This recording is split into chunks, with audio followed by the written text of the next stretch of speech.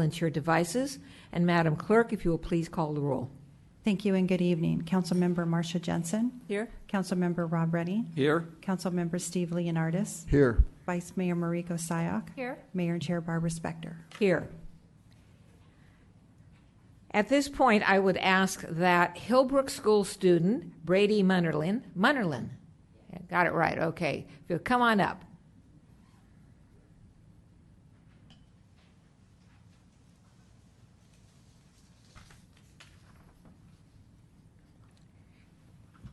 We have to give you room here. Let me tell you a little bit about Brady. He's going to be leading us in the pledge this evening, but Brady is an 8th grader at Hillbrook School. He plays soccer for the Los Gatos United, and his favorite subject in school is history. He has done a lot of community service, but the one that stood out for me, because it just seemed so daunting, was that he did the Lexington Reservoir cleanup. And so then I have these facts about him, but I asked him, I always try and think of some general question. Tell me, what is the most interesting thing that you've done this year? And he goes, in the past year? And I go, yeah. And he goes, well, I traveled. And I go, so where did you go? He said, well, I traveled for the first time. And I said, well, where did you go? In April, he traveled in China. So I thought that was a pretty cool experience, and so did he. So I'm going to give him our microphone here, and if you could stand and lead us in the pledge. Okay. Ready, set, begin. I pledge allegiance to the flag of the United States of America and to the republic for which it stands, one nation, under God, indivisible, with liberty and justice for all. Thank you. Have you introduce you to all the council members?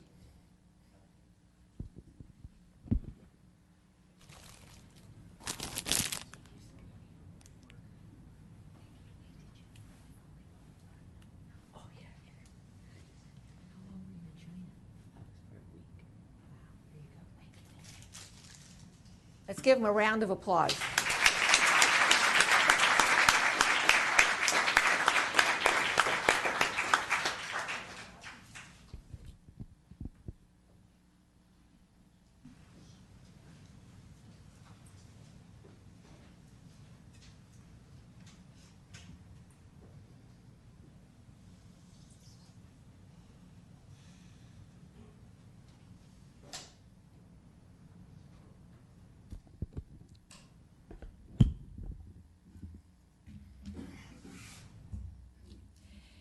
Once a month, we here at the council have the opportunity to recognize and applaud our small business big applause. That's what we call it. It's a business that has served Los Gatos for a long time, generally over 25 years or thereabouts, and has been low-key but has served our community well.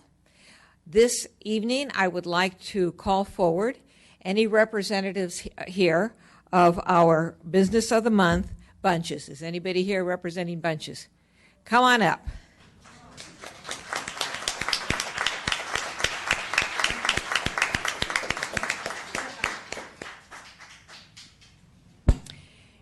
Before I start talking about Bunches, I'm going to let you start down here and tell me who you are and what you do at Bunches and how long you've been there. I'm Marilyn Starr. I've been with Bunches for 16 years, and I'm a counter person. I'm waiting on all these people in Los Gatos, helping them pick out flowers and arrangements for them, and it couldn't be a better experience in my life. And I'm Katrina. I've only worked there for a couple months, but I moved here from Austin, Texas, and it's been a great introduction to California. Wonderful people, wonderful place. Yeah. And I'm Christy, and I've been there for a couple of months, and I am a clerk person and a floral designer. My name is Rodney. I started in July, and I'm one of the designers, I guess. Yeah? Yep. Oh, okay. I'm one of the designers, and yeah, it's been great. I'm David. I've been at Bunches for 9 months now. I'm now the lead. Bunches is a great place. I have 27 years of experience designing. It's just like family, so it's really a great place. Hi, I'm Pauline. I'm also a designer there, and I've been there for almost a year. And as you can see, it's kind of like a new staff, except for Marilyn. And but it's great. Everything's kind of changing, but for the better, and it just feels good. It's a good group, and we love Nancy and Roger. They can't be here. They get up so early. They come over from Watsonville every morning, 7 days a week, and so, we're here representing them. Well, Roger said that they wouldn't be coming because they go back over the hill at 1 o'clock because they come over here sometime when it's like really dark at some early a.m. But they said that they didn't tell me you would all be here. I think that's really cool. Actually, what I have learned is that this is the second time that Bunches has won the Small Business Big Applause Award. And this time there is something new that has happened. This past summer, I think it was in June, the Bay Area News Group awarded Los Gatos the best downtown shopping area, and it said its chain stores blended easily with its independents, and then it gave an example of those independents with which they blended, and they used 2 examples, and Bunches was one of those examples. So that caused them to get this award again. And before I hand it to them, I'm not going to read you the whole. This is a commendation signed by all of the members of the council. I'm not going to read the whole thing to you, but it references the fact that Bunches was established in downtown Los Gatos 24 years ago by Roger and Nancy Copolillo. Yes, I should know that. It's Italian. And then the last paragraph says, whereas a trip to Bunches is not complete without visiting the rear entrance to say hello to Pete the Duck, typically found perched on the counter or soaking her feathers in a sink of fresh water before greeting customers of all ages. So let's give this wonderful business a round of applause.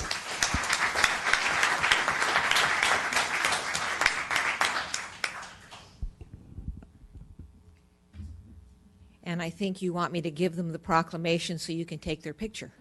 Yes, okay. Thank you. Come on in. Come here, Marilyn. Over here, Marilyn.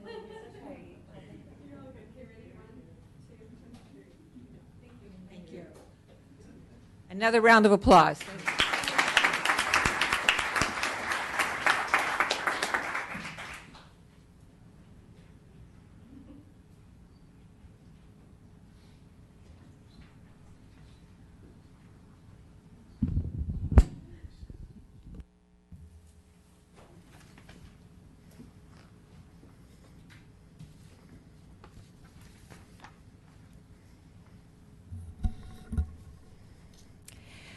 Going on with our agenda. Next item, closed session report. Mr. Town Attorney. Yes, good evening. Prior to tonight's regular session, council met in closed session to discuss labor negotiations and existing litigation. As to both of these items, no action was taken and requires reporting under the Brown Act.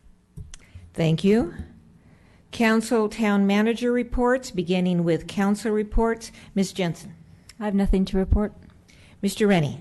Thank you, Mayor Spector. I have several things here. Starting on October 5th, I attended a 3-day League of Cities conference in Long Beach. I attended the keynote speeches, conference information sessions, and voted on the General Assembly resolutions. Notes from these sessions were sent to the town manager and have been shared with other council members. On October 10th, I attended the Ad Hoc Parking and Infrastructure Committee with the mayor. On October 12th, I attended the board meeting for the Silicon Valley Clean Energy Authority, and among other things, we approved a negotiated agreement with PG&E to deliver the power we buy and to bill the customers for us. We also approved a contract with Noble Energy to provide call center and data management services, so you know what's going on there. Also significant accomplishments with them. 15 of the largest commercial customers in the county have opted for early enrollment. Of those, some are direct access, meaning they don't even go through PG&E. So of the 8 of 10 that are not direct, of the 10 largest, 8 of the non-direct access have opted. And also 3 have opted up to the green power option, which is 100% renewable versus just 100% carbon free. On October 13th, I attended the VTA PAC, that's Policy Advisory Committee, and one thing of note was a drop in ridership for both light rail and buses this year versus last year. And also they've created a scoring criteria that was that's being recommended to the board for scoring the county bike path projects. And then also on October 13th, later that day, I attended the Cities Association board meeting where we had a legislative discussion with Assemblyman Lowe and a homelessness discussion. Thank you. Since the last council meeting, between October 7th and 10th in Los Gatos, we had what is called the Listol Literary event. And for those of you who do not know, Listol is one of Los Gatos' sister cities. And I personally, as mayor, attended the kickoff at C.B. Hannigan's on October 7th, and also the opening night reception at New Mew on October 8th. A very interesting thing that I experienced as it relates to the vitality of Los Gatos is in both these instances when I was making my presentation as mayor, individuals kept coming in to wherever I was, and these individuals were coming generally from either San Francisco, where they had a large Irish contingency, or they were coming off of Aer Lingus, where they had come directly from Ireland to these events. It was pretty cool and pretty amazing. This past Friday, along with the town manager, I attended the West Valley Mayor-Manager meeting, where the mayors all updated one another on the individuals and issues on the November calendar. And then yesterday, again, I was invited as mayor and attended the opening of our new Superior Court. Ms. Sayak. Thank you. Since we last met, 2 items to report. One was I attended the preschool story time where our librarians tested my singing and dancing skills. And Councilmember Johnson and I also have had 2 policy committee meetings. Several of those items are on our agenda for today. Mr. Leonardis. Thank you, Mayor Spector. Since our last meeting, I also sang and read to the children at story time in the library. And I attended 2 meetings regarding sanitation, one for the West Valley Sanitation District Board of Directors. It's a general business meeting with 1 closed session item. And then I attended the Treatment Plant Advisory Committee in San Jose City Hall, and I have nothing to report. Thank you. Thank you all. At this point on our agenda, we don't do the consent calendar, do we? Do the manager matters? Thank you. I just have 3 items to report to you this evening. First of all, we're getting ready for Halloween. So neighbors on tape will be receiving a letter from our police department advising that we will be closing the street as we have in years past to ensure safety of our children. We are also underway with the Bachman street improvements, and we're working with the contractor to make sure that things are going to be safe again for our kids as they do their trick-or-treating on Halloween. We are underway with board and commission recruitment, so we are encouraging members of our community to sign up. Almost every board and commission has an opening, so there's something for everyone. And third, we are working with the water company to set up a meeting to discuss the recent water bills. Thank you. Thank you. And with regard to that last meeting, once it's organized by staff, I assume there will be a public outreach of some sort? Yes, there will be. All right, thank you. We are now at the consent calendar portion of our agenda. These this evening consist of agenda items 1 through 4. They will be voted on in one motion. unless somebody from the council or somebody from the community wishes to pull an item from the agenda. I'll first look to council. Does anyone wish to pull a consent item from the agenda? Seeing no one, I don't have any cards, but does anyone from the community wish to pull an item from our agenda? Seeing no one, I'm looking to the council for a motion. Ms. Jensen. Move approval of the consent calendar consisting of items 1 through 4. Second. We have dueling seconds. Discussion? Hearing none, all in favor? Aye. Aye. Opposed? None. Passes unanimously. Madam Mayor? Yes. I want to just point out that under item 3, the flag policy, we did provide an alternative policy, so I just want to make sure we know which one the council has just approved, if it's the one that was contained in yesterday's addendum or the original version. I assumed it was the updated one, but Mr. Rennie? I assumed also. The motion was assuming the updated policy. Thank you.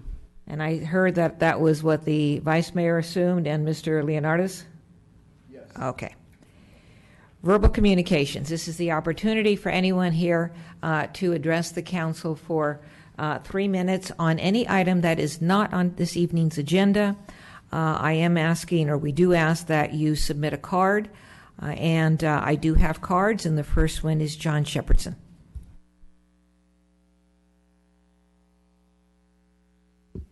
Thank you, Madam Mayor. John Shepherdson, 120 Oak Rim.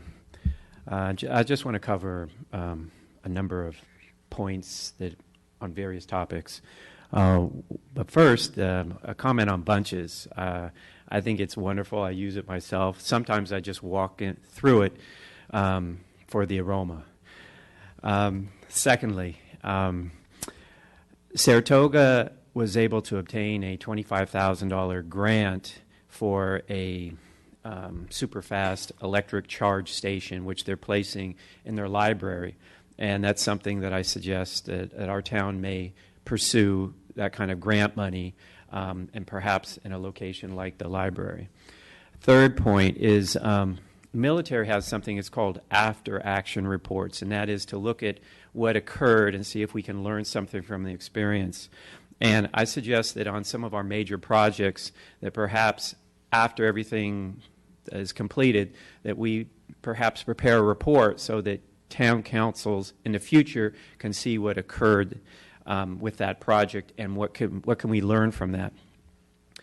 Next point is I notice on North Santa Cruz Avenue, I'm delighted to see children gathering those flags and walking across the street. And it's a good feeling, and it feels safe, and the kids like it. And I think it's something that's been a good move by the town. Next point, I suggest that we set up a finance committee involving citizens that looks at revenue as well as expenses for the town budget.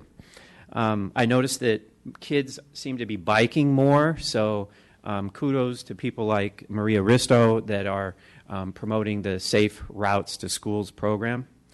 Mr. Rennie, you mentioned the energy program. I didn't hear all of it because I was writing notes, but that sounds good, and I think it's good progress in terms of what we're doing there. And I think this is a good point to mention. These little really cool things, like I was walking into the council chambers, and I noticed to the right, the museum downstairs, kids were like looking at these white plaster masks. So they're creating some really cool artistic stuff. Last thing is suggestion of perhaps we enter into a friendly and fierce competition with Saratoga to see who can reduce their greenhouse emissions and maybe perhaps one day get to carbon neutral. With that, that's it. Thank you. Thank you.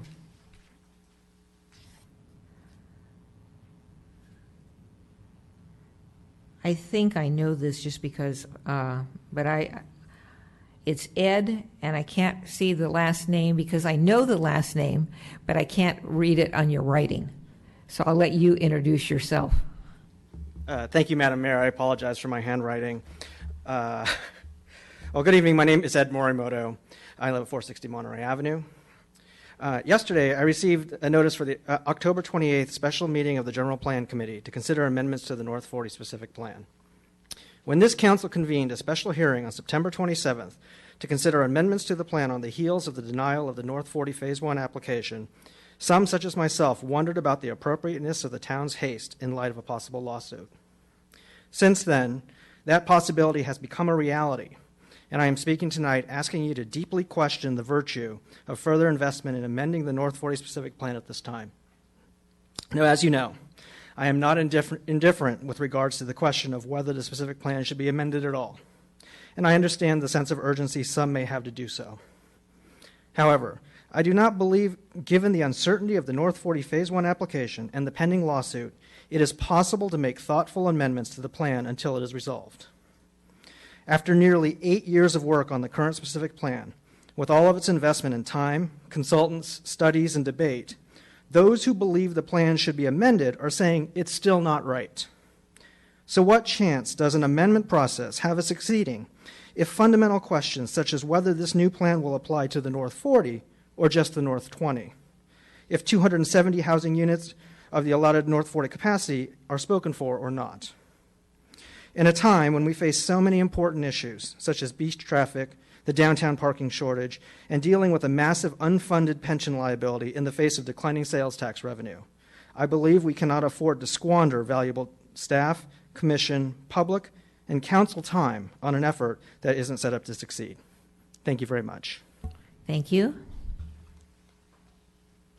Angelia Dorner. And that's the last card I have. So if you want to talk to us, please submit a card.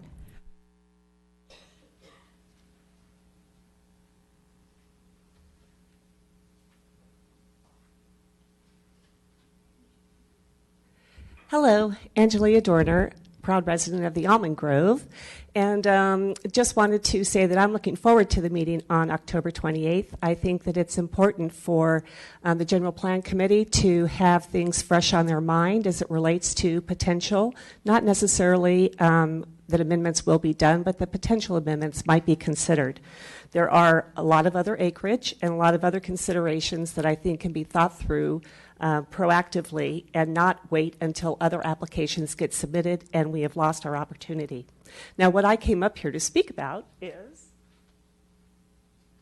that it's time for Halloween, and I'm glad that the town manager has introduced the concept of Tate being closed. The Almond Grove is known for its Halloween celebrations, and if any of you have not gone in a while, it is not just a big party, it is a production. There are stages set up, there are major costumes, it's a really major event. And just this week, we received a map from the police department, and this is the one that I used last year as well as the year before. The red indicating the streets to be closed, the purple indicating the streets of the Almond Grove that are not going to be closed, and the orange representing the public parks, public parking lots, which are closest to the major access routes into the Almond Grove. I am just asking once again to please consider closing Wilder Avenue and not let people even enter the Almond Grove at the intersections of Santa Cruz, Bachman, Nicholson, and Bean. There is nowhere for those cars to go. Most of these people are from out of town. They zoom around Santa Cruz. They see that they're being cut off at Wilder. They turn left. They have no regard whatsoever for all the kids that are in the street. They rarely stop at Nicholson, and they have the same zooming around concept down at the end of Bean. It's extremely dangerous. These streets are really, really dark. Not only that, when people come from the parking lots, we are not talking onesies, twosies. We're talking families. We're talking groups of 4, 5, 8, sometimes a dozen or more, mostly including small children. And I just really think it's really dangerous. I did have an opportunity prior to the meeting to talk to Lieutenant JR, who I will be meeting with tomorrow to discuss this further, and I look forward to that opportunity. My primary emphasis is safety for the children and for the families who are visiting this residency or this neighborhood. I also just want to alert people that we have new curb ramps along Bachman in connection with the new construction that could pose significant tripping hazards. So especially with your long costumes, please be sure to pin them up safely. Come on down, have a wonderful time. We look forward to having you. And if you haven't done it in a while, please come on down. Thank you. Thank you. Ms. Sayak. Oh, we may have a question. Actually, it's more of staff. Right. Staff question. Go ahead. Ms. Pravetti, do you mind just clarifying the date of the General Plan Committee? I have on my calendar 27th, but I've been hearing 28th. It is Thursday, the 27th of October. Okay. And if you could just clarify, no decisions will be predetermined, right? The General Plan Committee is looking at this and they will have their discretion on how to move forward? Well, the process is set in terms of the General Plan Committee making a recommendation. What they will be doing is considering all of the suggestions that were brought forward by the council at the special meeting in September. And they will be making their recommendations, and then the package will move forward to public hearings before Planning Commission and then again in front of yourselves as council. Okay, thank you. We have other questions? It looks like not. We are now at public hearings. Our first public hearing is Agenda Item 5, to adopt an ordinance of the Town Council of the Town of Los Gatos amending Town Code Chapter 14, Article 11, massage therapy establishments and massage therapy practitioners. I don't have any cards on this, but while people figure out whether or not they're going to testify, I'll go to staff for report. Good evening, Mayor. Based on time limitations, we do not have the ordinance in front of you tonight. Researching new state law that's going into effect and state law that was actually being phased out. So I still need additional time to bring forward the ordinance to you, the amendments to the massage ordinance. So therefore, we're asking that council continue this to a date certain, which is November 1st. And at that time, we should have the ordinance ready for review and for public comment. You certainly can ask the public if they do have any public comment for tonight and take that before you make the motion to continue it. And are you suggesting that we entertain public comment this evening, if any, and also again when this, the date to which it's continued? Yes, definitely at the date continued it would be, and certainly if there was someone already here to speak on this item, I would suggest you give them the opportunity to speak. Thank you. Other questions? Seeing none, I don't have any cards, but does anyone wish to address us on this agenda item? Seeing no one coming forward, I will look to the council. Ms. Jensen. Move that we continue this matter to November 1st, 2016 in order to consider any kind of changes to our current ordinances regarding this subject matter to conform with state law. Second. We have a motion and a second. Discussion. Hearing none. All in favor? Aye. Aye. Opposed? Passes unanimously. We are now on other business. Agenda Item 6. Authorize the town manager to issue a request for proposal, RFP, for the sale of the property on Dittos Lane, APN 52929-034. Staff report. Yes, first of all, staff report. Good evening, Matt Morley, Director of Parks and Public Works.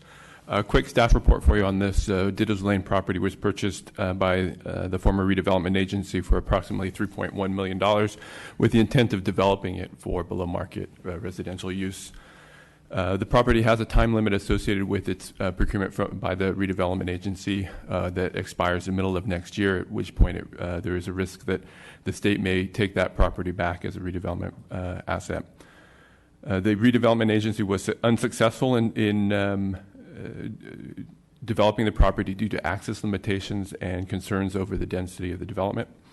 The property does indeed have access challenges with no legal access, and the width of a prescriptive easement that exists is fairly narrow and limits the type of development that could occur on the property.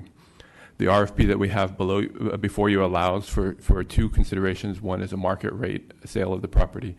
The alternative is a below market proposal that potential developers would provide to the town, and allows for the council to weigh the proposals against each other and make a decision once those proposals are received on which is the most advantageous proposal to the town.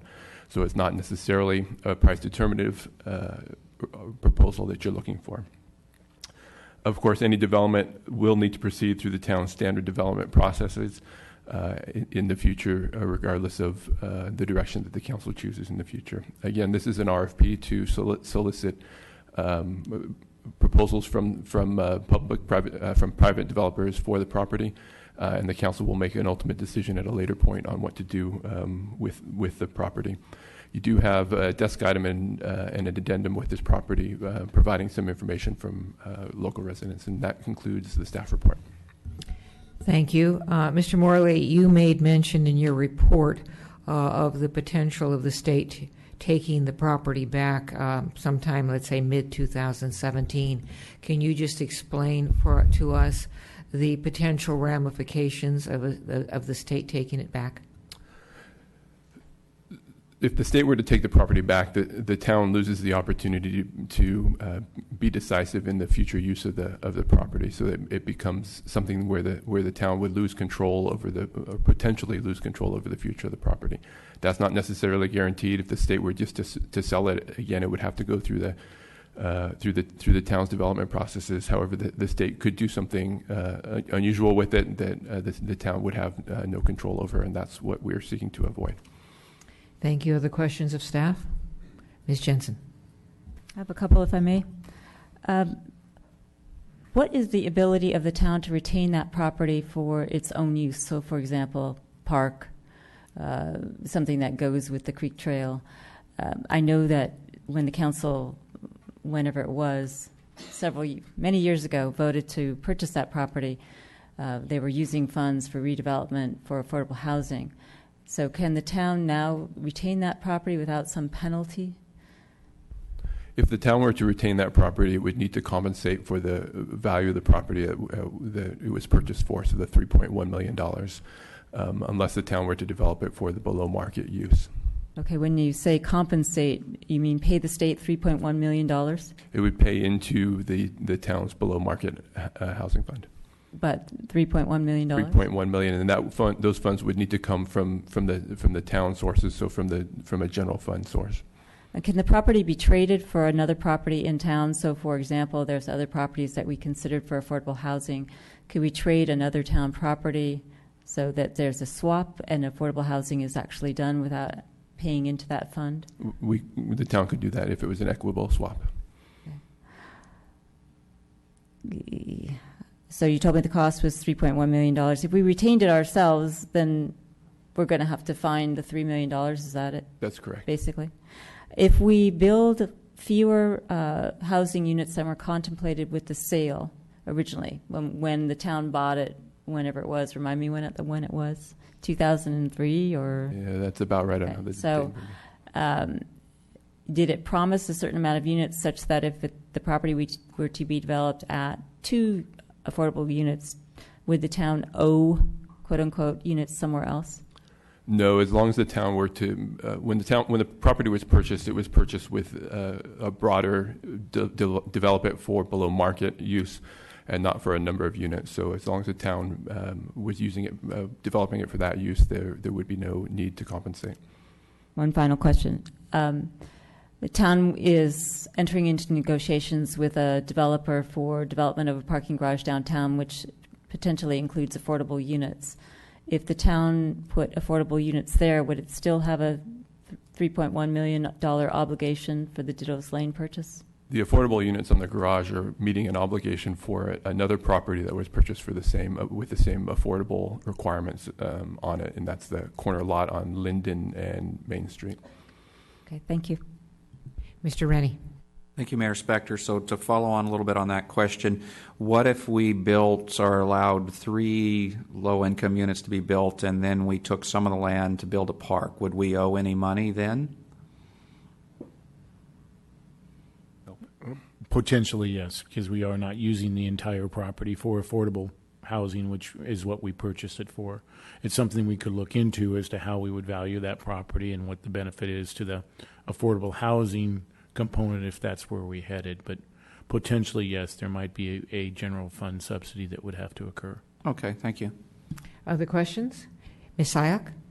Thank you. A couple questions also on this. On the staff report under market rate offer, you put in that we would be selling the property as is.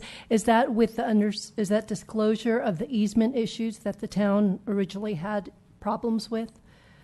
Yeah, all that information will all be disclosed, yes. And if you could remind me, what was the unit number that triggered requiring widening of that, of I think was it Ditto's Lane, or what was the primary access considered? Yeah, so Ditto's Lane, which is not it's a private way, it's not a town street, is the access point, and the number of units that are potentially developable there with that restriction is 2 or 4, and that's yet to be determined, which is one of the reasons why we're selling it as an as-is, so that can be determined through the development process. And my final question, if you could remind me, is this not through the surplus process that we normally use our properties with? This is now market rate, and it could be used for.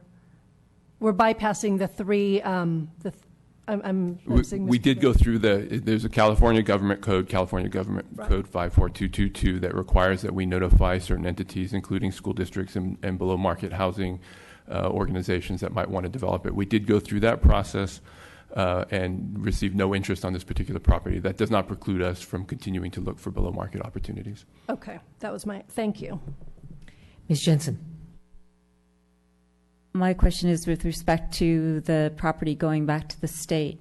I'm assuming that the state, even if we lost some degree of local control, would be constrained by the same problems with the easement and the access as any other entity that bought the property, so that if it went through the town's development processes, the town could say to the state, we do not agree with putting cement in the creek and widening that area, et cetera, and they would have to take that up with us, correct? Or can they just say, fine, we're bulldozing it? So certainly as a superior agency, the state can override us on certain things. For example, they could be the lead agency for CEQA, but they certainly would still have to deal with private property rights for easements, but we would lose control over CEQA and even permitting. They would probably even try to invoke certain superior agency jurisdiction. But we have a plan. We've met the state obligations, and that plan provides us with either the opportunity, and our plan was to do an affordable housing project or to sell it or to buy it with general funds. So we've listed out for them. So, as long as we continue to move forward in trying to do something with that, the state's not going to step in and take the property back. We've met our first obligation, which was to have that plan in place, and we've already done that. That was done last year and approved by the state. So we've met our deadlines as to having the plan in place, and only if we didn't execute on that plan somewhere way down the line would then the state step in. Other questions? I don't have any cards, but this is a public testimony item. Does anyone wish to address us on this item? No one coming forward. I will now look to the council for questions, motion, discussion.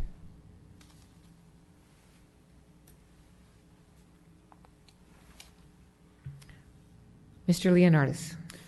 Thank you, Mayor Spector. I think we need to go forward with the RFP as highlighted in attachment 1, so go with the staff recommendation.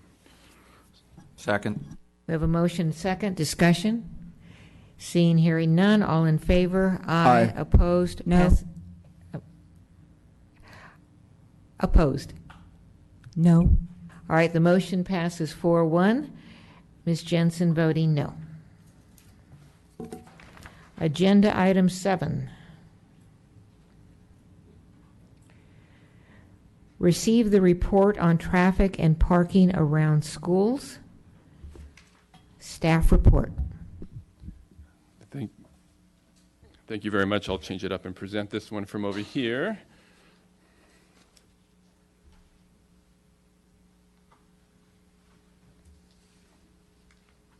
Thank you.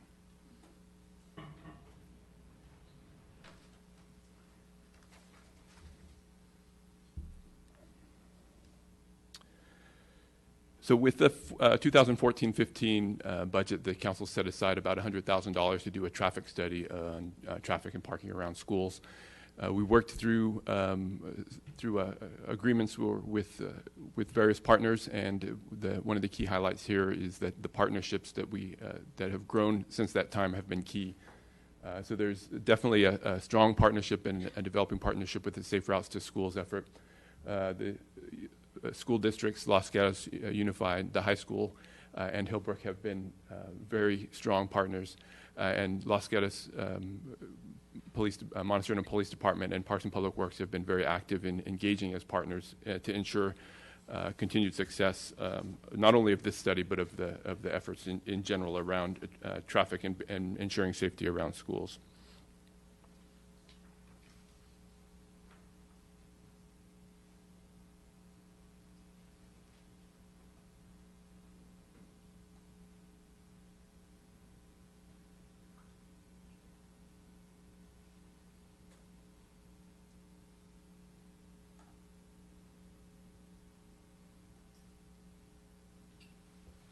So outreach with this process was very key for us. During the study period, there was outreach that was done at each of the schools. Tables were set up at the schools to receive input from the public.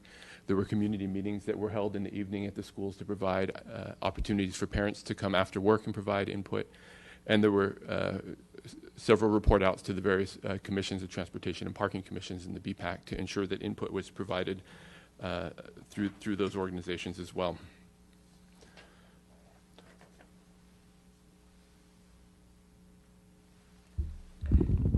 One of the key elements that grew out of the program was the development of walk and roll to school maps, and these were key in identifying the safest routes for kids to get to and from their schools. This was one of the items that was fast-tracked during the project, so that these were able to be distributed to the children and their families ahead of school entering session this year, and were key for interactions there. One of the things that the report did that was innovative was it included density maps that identified exactly where students lived. So these blue dots identify a concentration of students throughout the town. With that, we're able to overlay those onto the walk and roll to school maps and to identify where the most kids are coming to and from the school, and that will help us to identify projects as we continue to move this forward. So as those projects are being identified, and this is a little fine-grained here, and they're in your packet for other review, but we received plan line diagrams. Plan line diagrams are significant roadways that have a number of improvement projects along that roadway.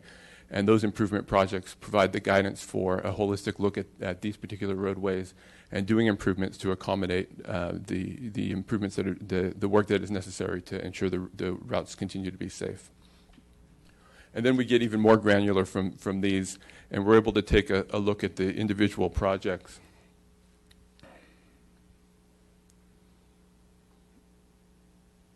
And the text. Thanks, Shannon.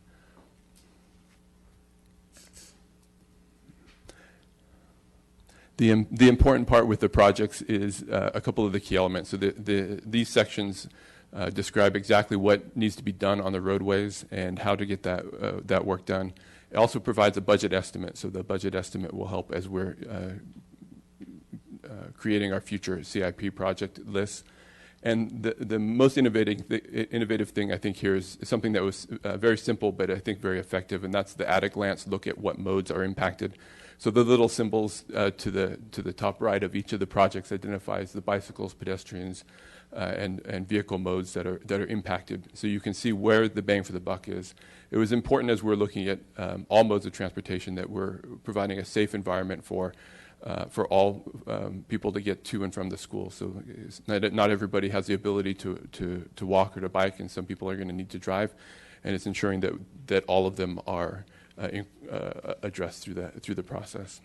So these are some of the significant elements. Again, there's a number of partners that were involved. The schools have been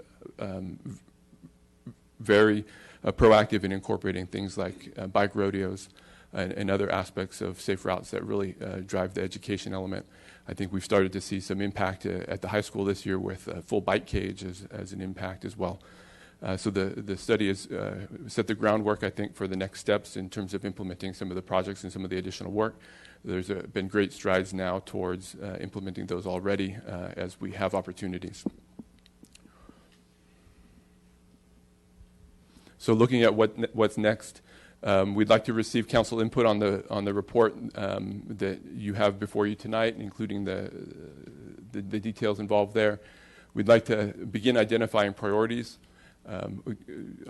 Caution that we do have limited funding and staffing resources, so these are some of the things that we'll have to include as we're identifying priorities and how we deliver them into the next year, and how that balances with other expenditure needs that the town may have, and staff resources the town has to deliver the projects.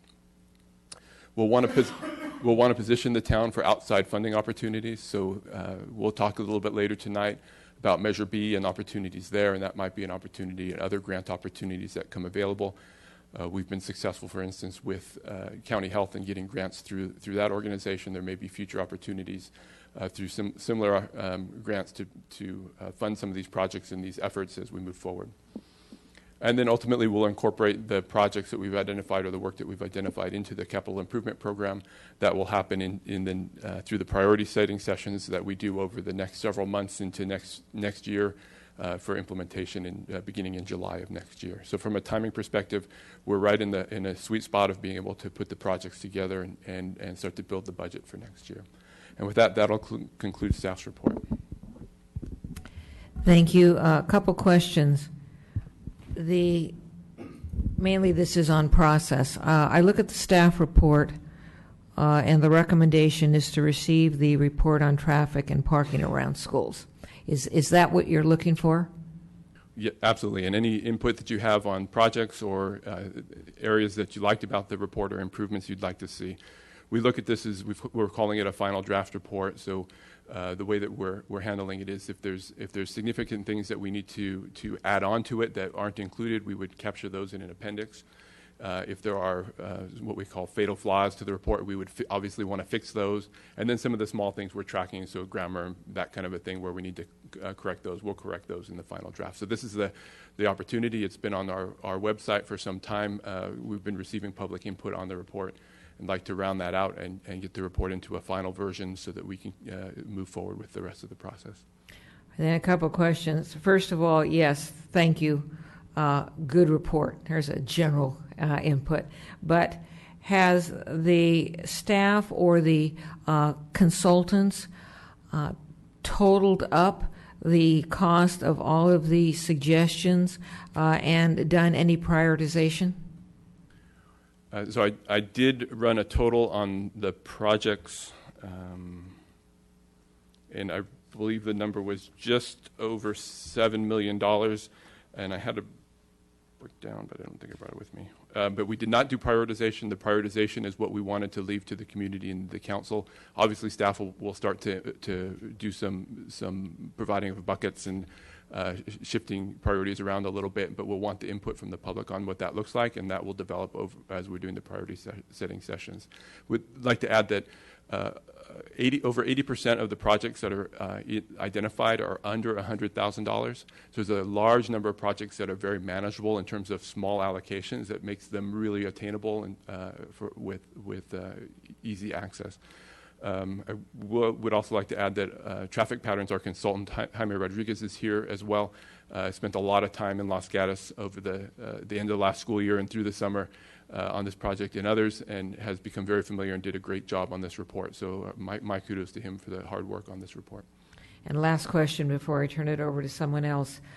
Would the funding for any of these items be anticipated to come from our budget prioritization in January and then the budget that we adopt in May?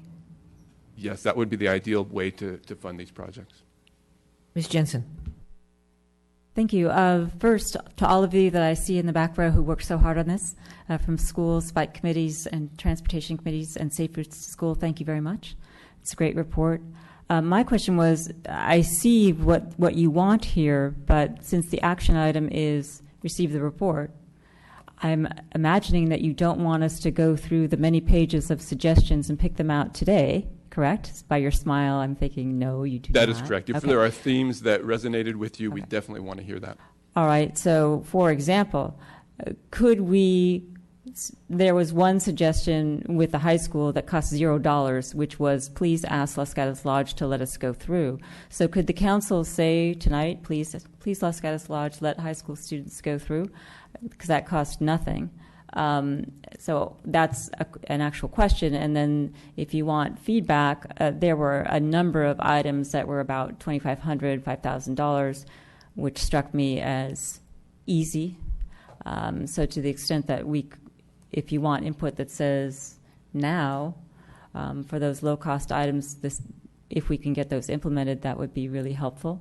And if you want input on what did I think was missing, we're going to discuss it later tonight. But obviously one of the ways that you encourage people to walk or ride to the high school is that you limit parking. And so I didn't see that as part of this report necessarily as a separate item. That's my input. And then my question is, I guess, my real question is, when do we expect that we're going to come back and do those things that are on your list and actually do the prioritization and talk through all of the suggestions that we have in the report? So we're happy to take suggestions along the way between now and January as we're starting to formulate our priorities for the budget cycle. The real work for the council will come in that time frame from January through the adoption of the CIP and the middle part of the next calendar year. So that's really where the rubber hits the road in terms of getting projects identified and prioritized and fitting that within the dollars that are available at that particular time. So I think it's difficult it's easy to do themes now and identify areas that you liked. I think you've done a good job of providing us some guidance on some of the smaller ticket items and the $0 items that seem like no-brainers, and we can certainly take a look at those aggressively, and that's a good input for us. In terms of the next year, we'll want to start to prioritize some of the bigger items as well.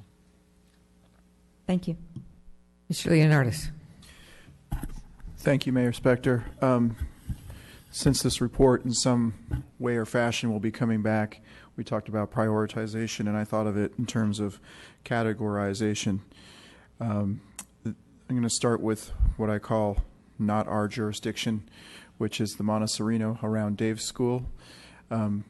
My feedback on that would be to encourage Montessorino to help with that and contribute financially. And then I would go into a category, what I call low-hanging fruit. And it's been set up here already, things that are zero cost, things that can be done now, things that have already been done, as was illustrated in your report. Thank you. That would be another bucket.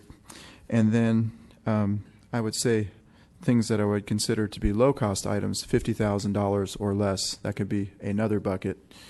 And as was mentioned, there are some items that are $2,500, $5,000, whatever. But maybe for the purposes of when we do our budgeting, we can group all the things that are $50,000 or less into a bucket.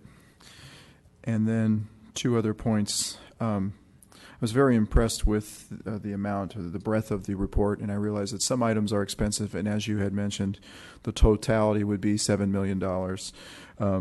Items above $50,000 that are not in our jurisdiction, or that are in our jurisdiction, excuse me, perhaps can be put into a group, and we could get a total for those items, and then the town could pursue grants and or issue some bonds or certificates of participation or something to that effect as possible funding solutions.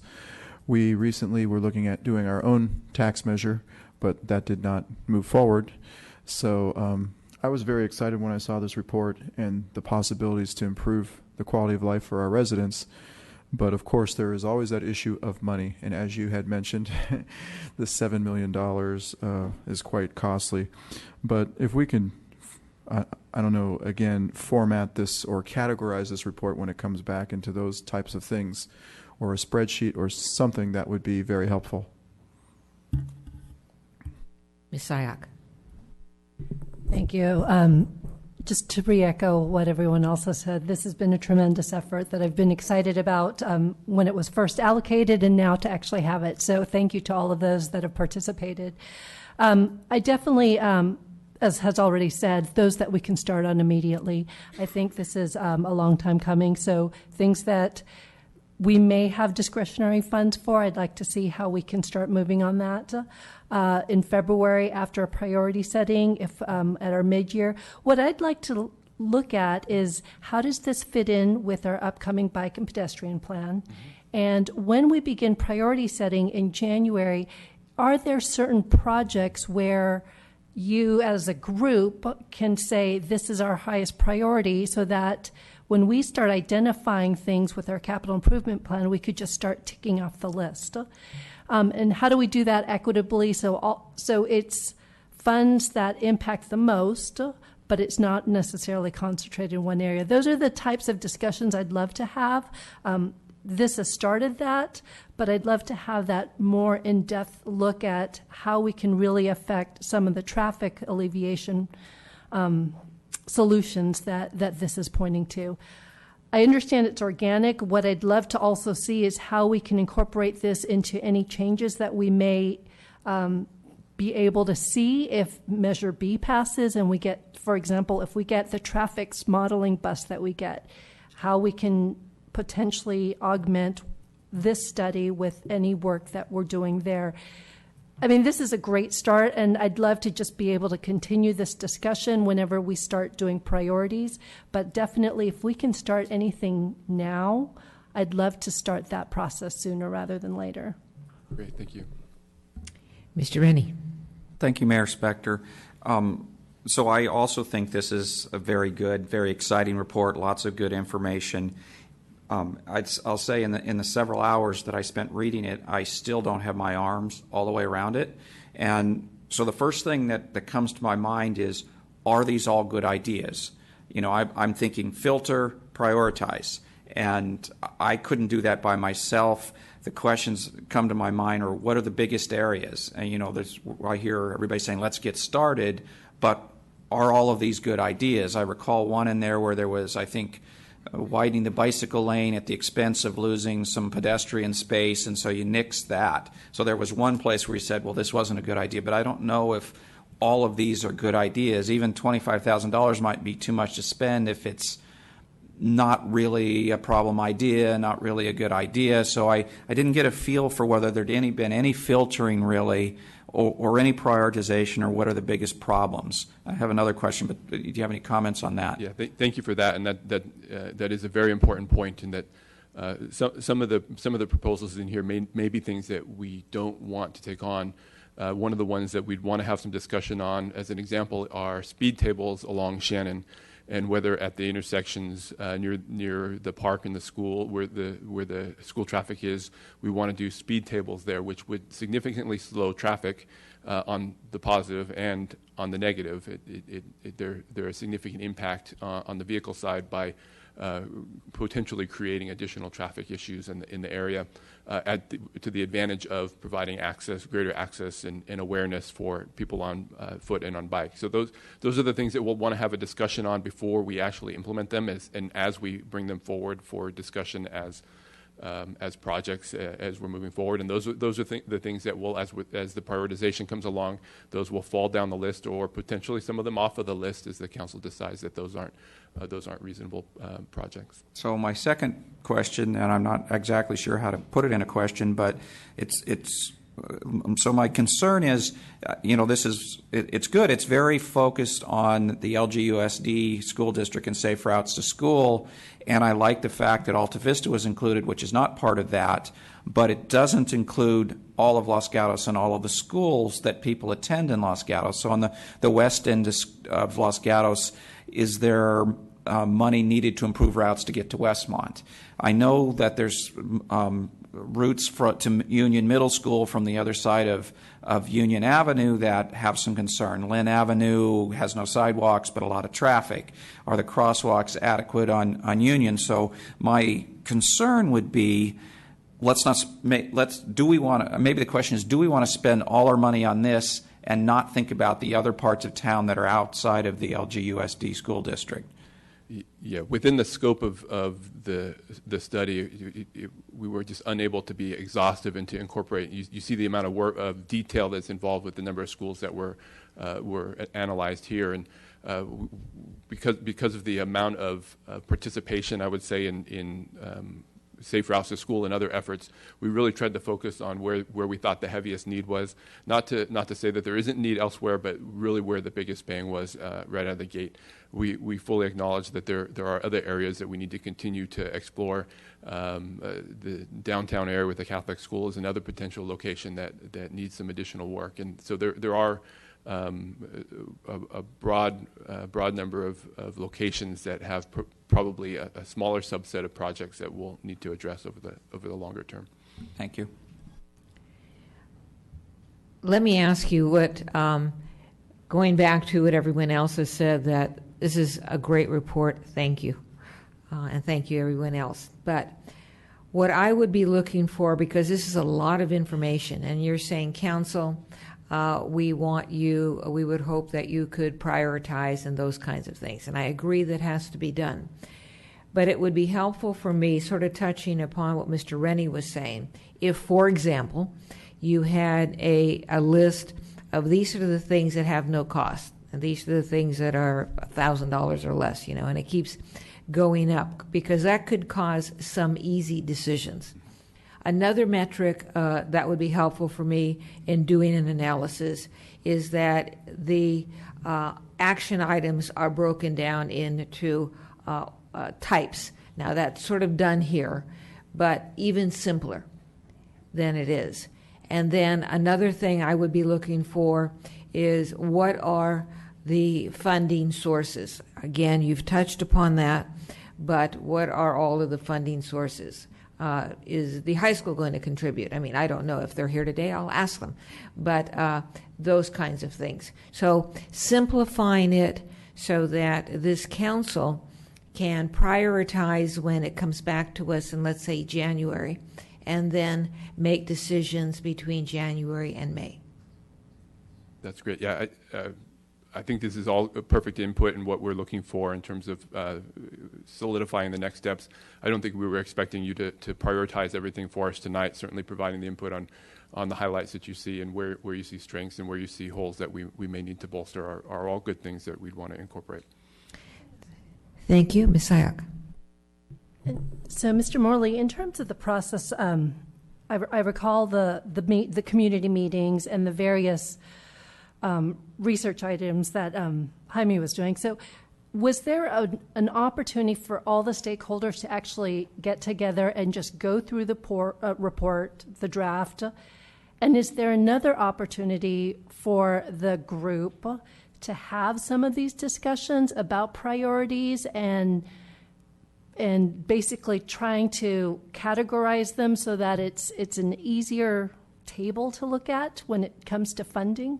I think that's a great idea. We certainly have the opportunity to include our commissions and the Safe Routes to School Coalition in that discussion as we're headed towards the end of the calendar year, and we can rely on those groups to help do some prioritization if that aligns.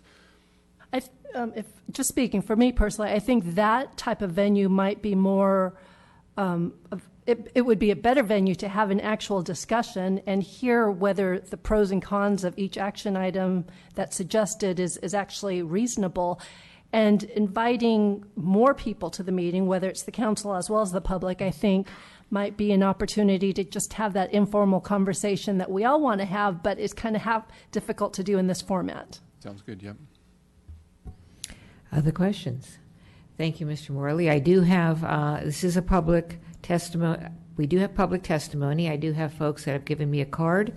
If you want to testify, please submit a card. First one, Thomas Cook.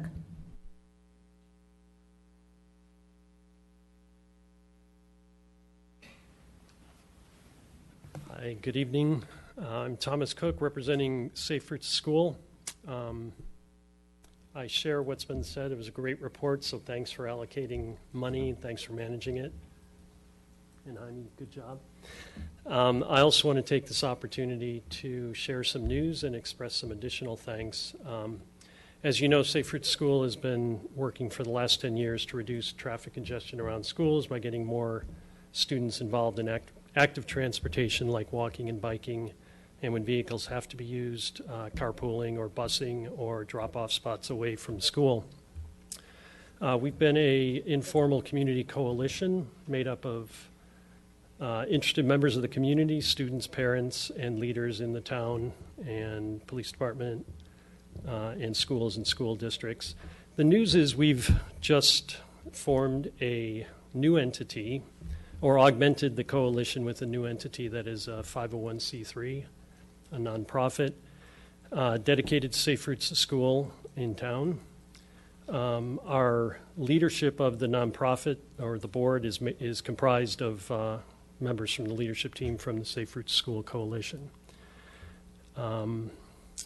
Having a nonprofit entity strengthens the work we've been doing and helps ensure continuity going into the future, and it has the practical value actually of helping the town at times apply for grants when a Safe Routes School element is a weighted factor.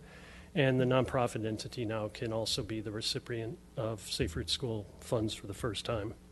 So there's a number of things that you all are involved in and that are on the agenda today that are very relevant to our mission in Safe Routes School, including the traffic study, and which feeds into the bicycle and pedestrian master plan.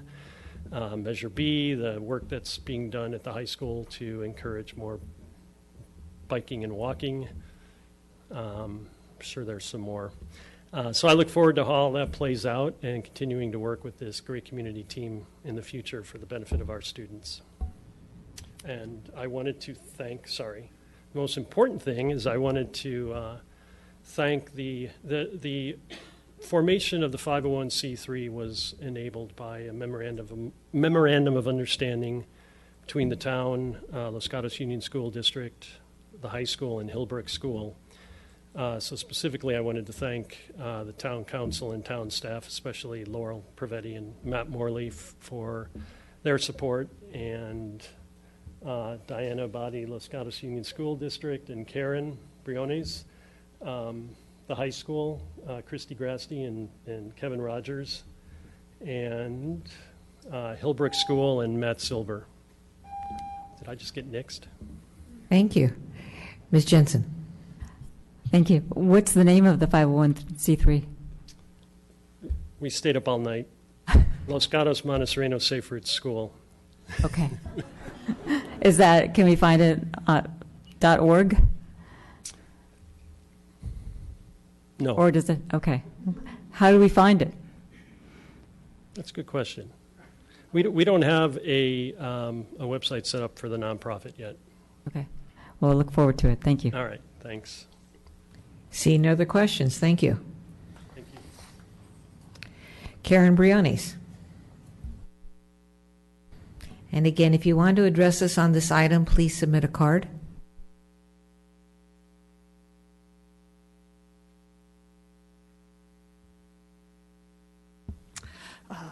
Good evening. Can you hear me? Good evening. Honorable Mayor Spector, Vice Mayor, town council members, and town staff. I think most of you know I'm Karen Briones, and I'm the Safe Routes to School Coordinator for the Los Gatos Union School District.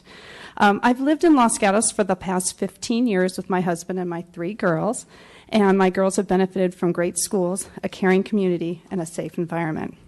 And this is what Los Gatos is known for, and Safe Routes to School represents the best of this aspect. It's a collaborative effort to bring active transportation to the community using the unique talents of the Los Gatos Police Department, Los Gatos High School, Hillbrook School, Los Gatos Union School District, and of course, the town of Los Gatos. That's just to name a few. As one of the major collaborators, I wanted to say thank you for your ongoing support of our programs and efforts. From the big things such as road improvements, green bike lanes, and the traffic study around schools, to the smaller things such as handing out walk and roll maps the first day of school, and support of our community education efforts and events to inform our parents. We've done much together. But in particular, I wanted to say thank you for the contribution to put pedometers into the hands or on the hips or the shoelaces or the backpacks of about 3,500 children in our public and private schools here in Los Gatos.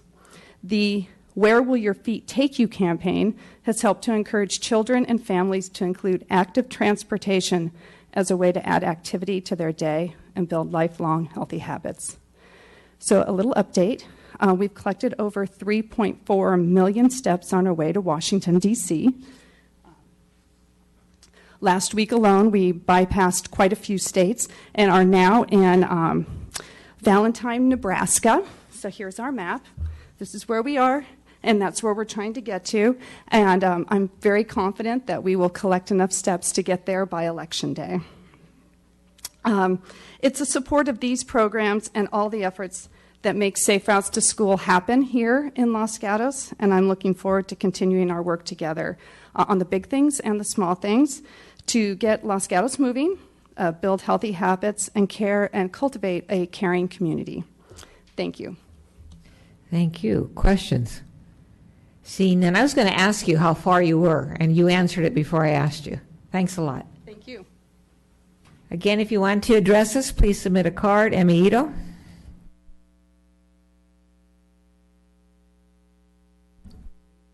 Maybe it's a team.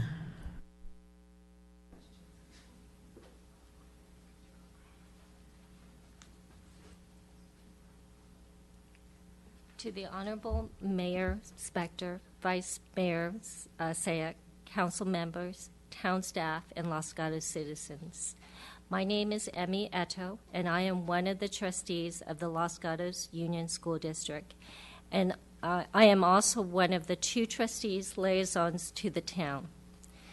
3 years ago, our school district, the town council, and the Silicon Valley Leadership Group worked together with the VTA on the and then proposed VTA bond measure, what we now know as Measure B.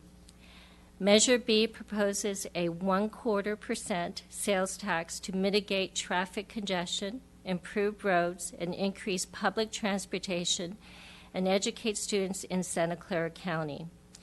In participation in this, we have been working together on the Los Gatos, Montesrino Safe Routes to School program. If you recall, last December, Safe Routes to School received the California School Board's Honorable Mention Award for its program in collaboration with the town and the community partners.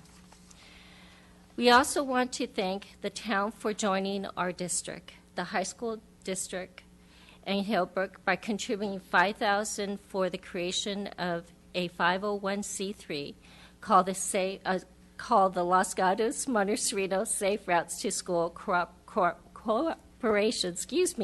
to ensure the sustainability of the future programs that strive to provide a safer environment for all who walk and bike in the community.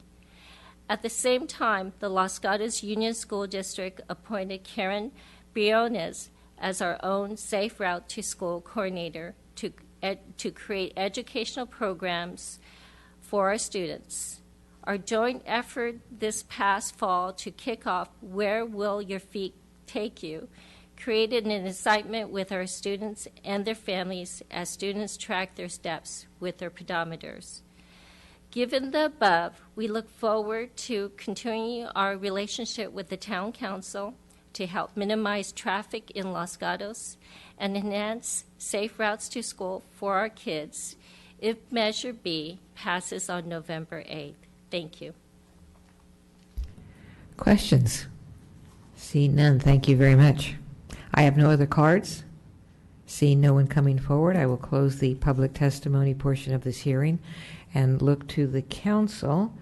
It looks like we're asked to receive the report, but do we have any discussion, direction? Mr. Rennie. Thank you, Mayor Spector. I think, as I said before, I couldn't get my arm all the way around this. I'd have to read it 3 or 4 more times to really come up with priorities. But 2 things jumped out at me, so I wanted to just share those. On page 43, they talk about the lodge, and I highlighted some words here that strongly agree with. I've had this idea for a while. It says identify in as, well, not exactly this idea, but the gist of it.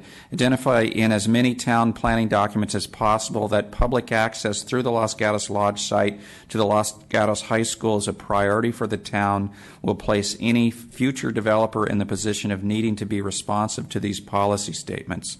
So I feel strongly that that's a really good idea.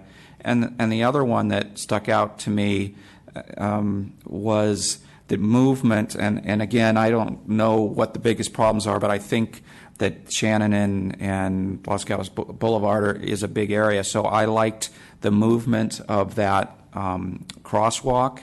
It's $750,000, so it's expensive, but it seemed like it.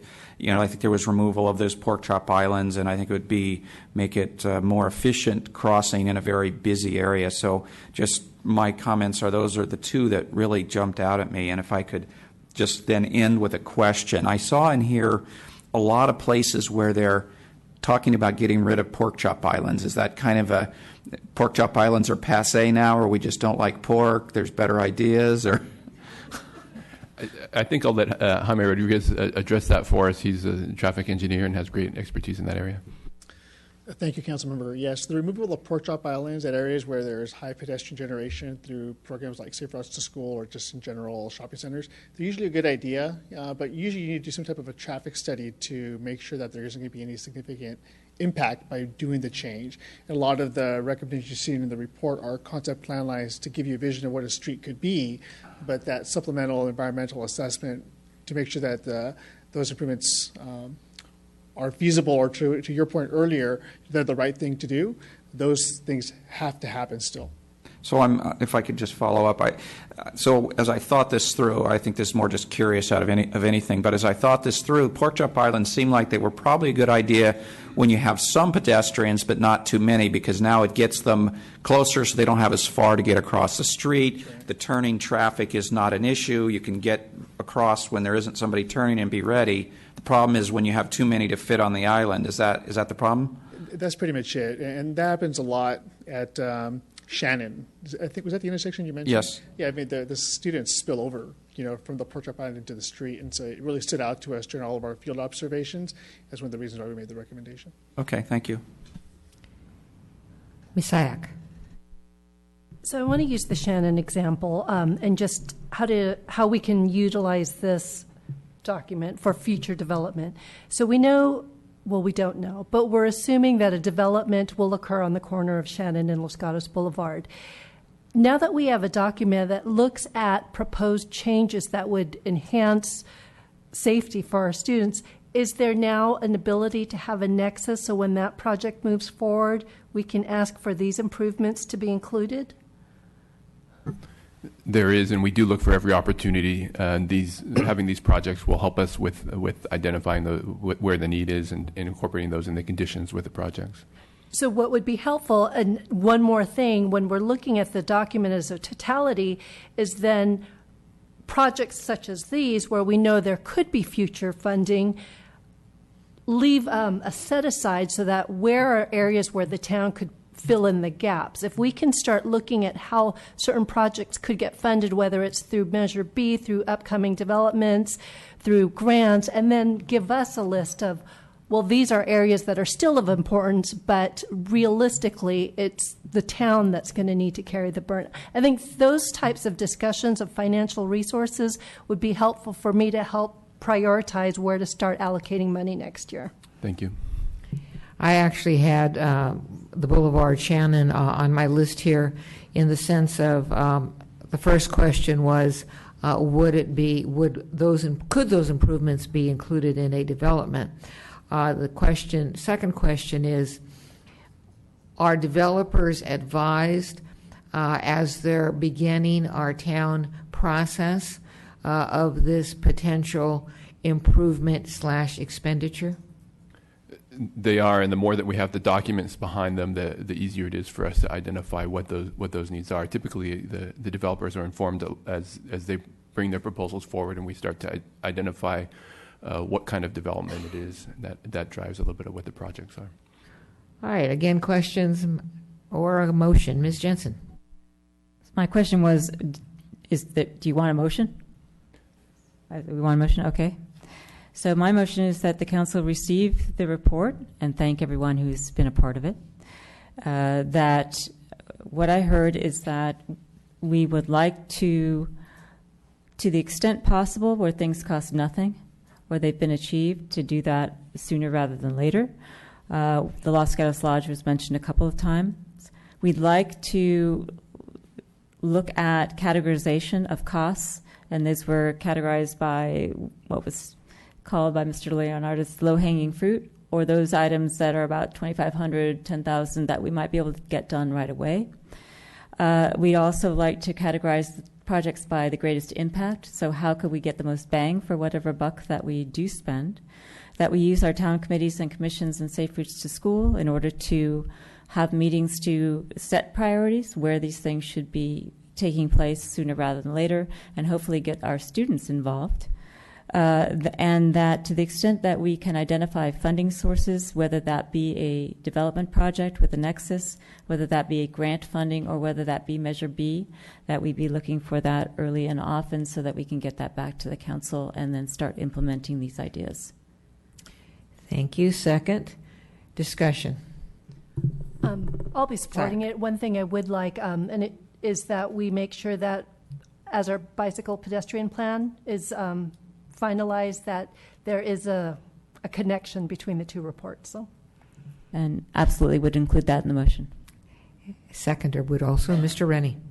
So just a comment, it doesn't need to be in the motion, but I didn't hear anything about filtering. I'm assuming staff, when they're making these lists, would probably make recommendations that certain things are, even if they're cheap, maybe not worth doing. We would absolutely do that along the way. Further discussion? Hearing none, all in favor? Aye. Aye. Opposed? Passes unanimously. Thank you, everybody involved. I'm sorry?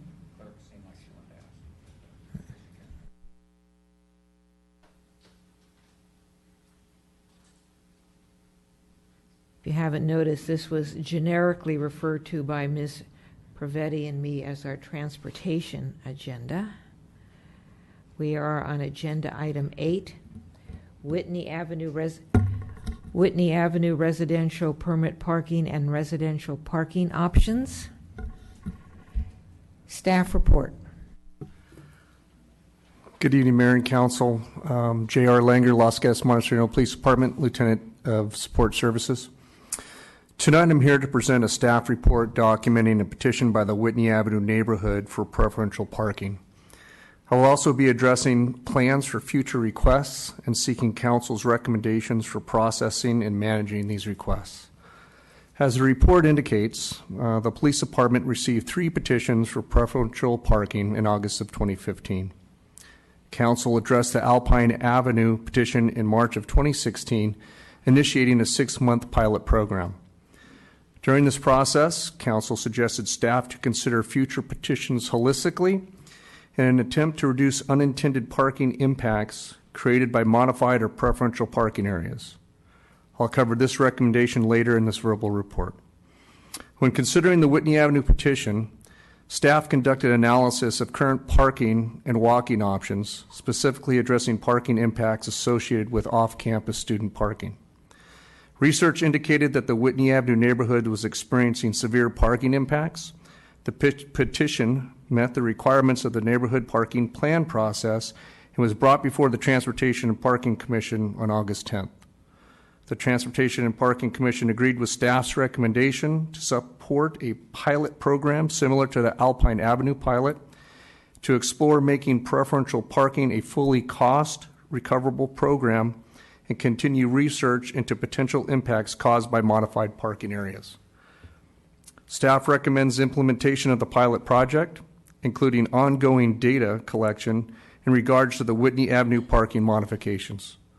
Implementation of the permit parking is resource intensive, requiring significant public outreach and community meetings to determine if there is a neighborhood desire for the program.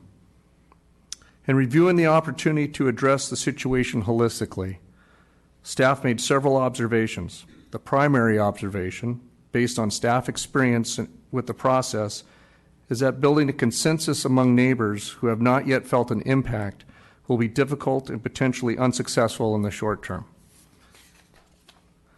Due to budget constraints, if a holistic approach is desired, staff recommends council identify this as a priority for fiscal year 17-18 at an upcoming priority setting session.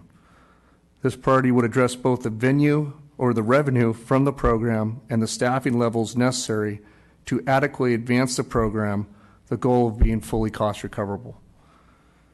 The Johnson Avenue, Crossway, and Alpine Avenue parking petitions were implemented without consideration of full cost recovery. Prior to processing Laurel Muse or future petitions, staff will be considering fee changes in March associated with the neighborhood parking plan process to allow for fiscal cost recovery. If approved, the new fees would go into effect July 1st.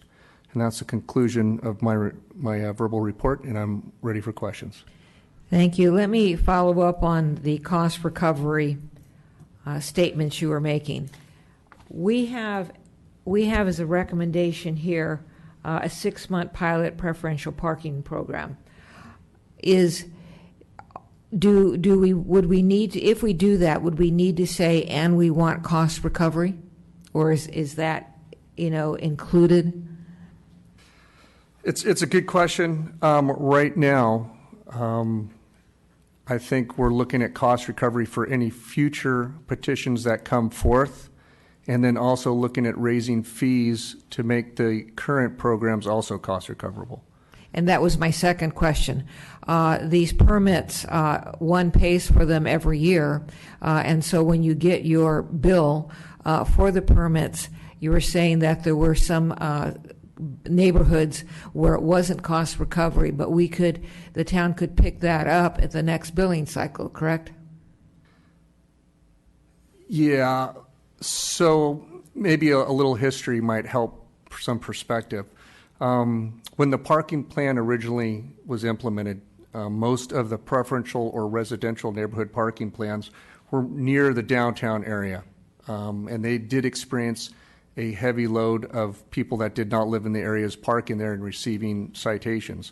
That citation revenue, coupled with the annual permit fees paid to pay for the salary and the processing of those annual permits and the citation review to an adequate level. When we began to extend the preferential parking areas in the Los Gatos High School area, what happened was those areas, once they receive some type of modified parking, really don't receive enough citation revenue to offset the enforcement revenue and the processing fees that it takes to run that program. But couldn't and that's a good distinction. I hadn't thought that through. But couldn't the shortfall be made up in the cost of the annual permit fees? It could. Ms. Jensen. I have a couple questions. Follow up on that line of questioning. Has anyone figured out what it would cost if you raised the price of the permit to make it cost recovery? Yes and no. Initially, in gathering data for this project, I did some initial, I guess you would call, comparisons to what both Alpine and Whitney would cost us and how much we would be behind the curve, basically, to be full cost recoverable for those two.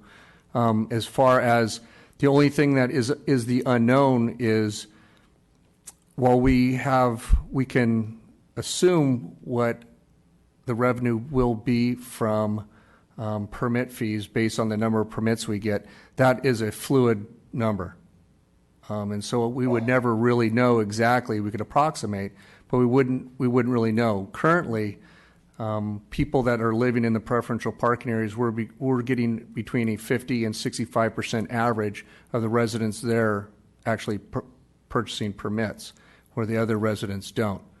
And so if I knew an exact number that we would have every year, I could say, yes, we could make the permit fees this much to cover the program.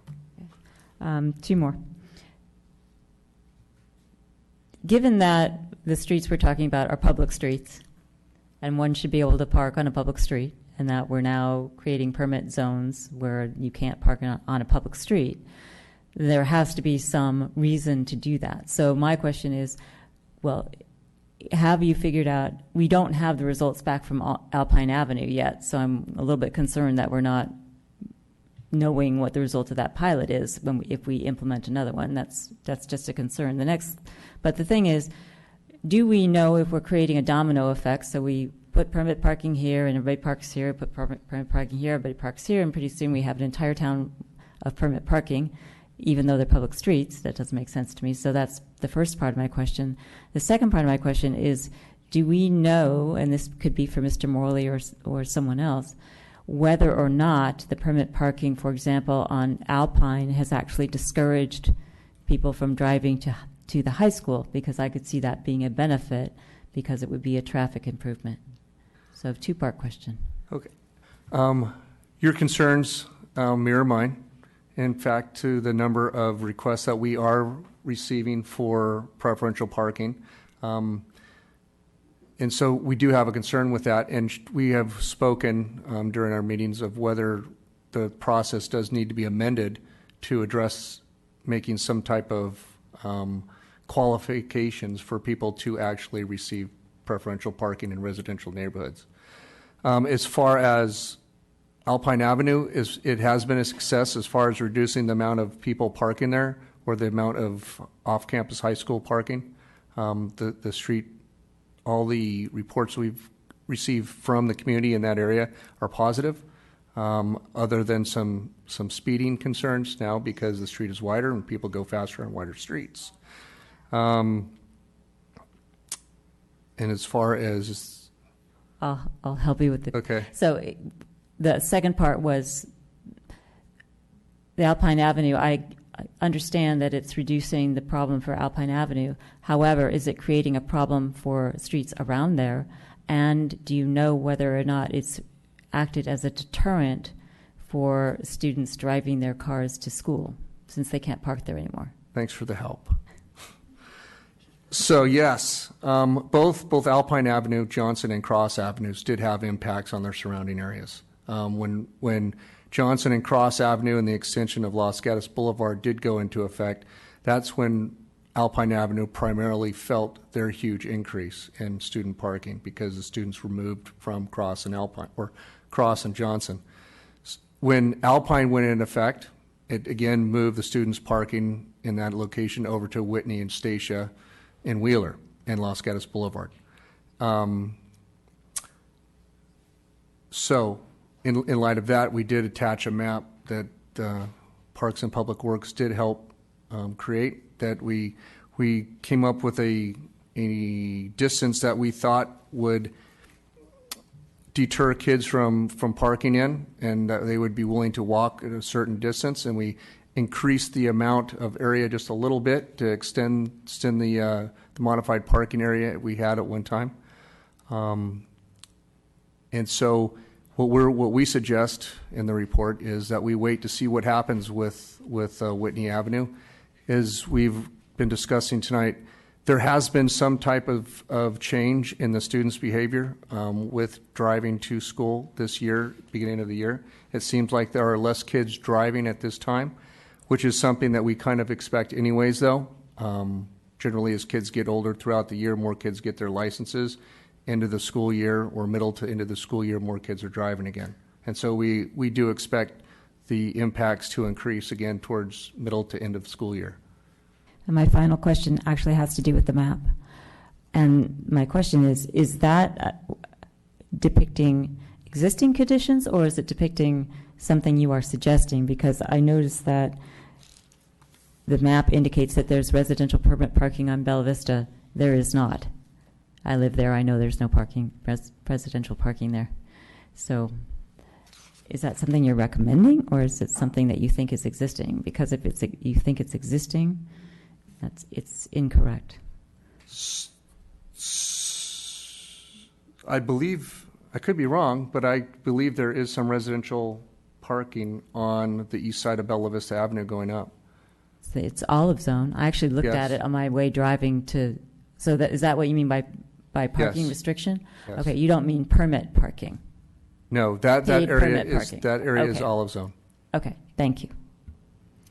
Mr. Rennie. If I could just follow up a little bit on the change of student behavior. So in your report, you said increased usage of the high school bicycle cage and reported increased number of teens at the library may indicate fewer vehicles requiring parking accommodations. And then you just gave this idea that, well, we're early in the year. So is this increase to last spring, or is it increased to this time last year, the increase in bicycle cage and library usage?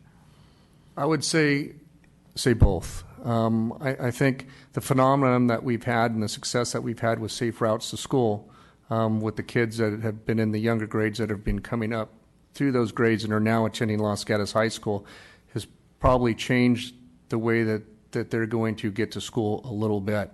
But like I said, and also the increased number of bike racks at the high school also is an indicator that more kids are biking to school, and I think that will just continue to happen. But I do foresee the fact that throughout the year we will see an increase in kids also driving their cars to school. Okay, thank you. Other questions of staff? Ms. Sayak. Mr. Langer, it just occurred to me, I don't know if you have the information. One of the things that I recall the high school discussing last year was by changing their first bell later, there are more students that could use the bus, the VTA bus. Do you know if, I'm looking at someone, do you know if that's actually correct, and do you know if that actually has been used so that more students are using the bus? I don't have that information. Okay. Mr. Rennie. Maybe I just want to comment on that, because last time I was at a VTA meeting, I asked them, or I suggested that they time their buses for our school. So it doesn't seem like we need to change the bell. We need to make sure VTA understands what time they should run the bus, because they seemed like they were willing to time it for what we needed. I don't see any other questions at this point. I don't have any cards. Does anyone wish to address us on this item? Seeing no one coming forward, I will close the public testimony portion of this hearing and look to the council for a motion.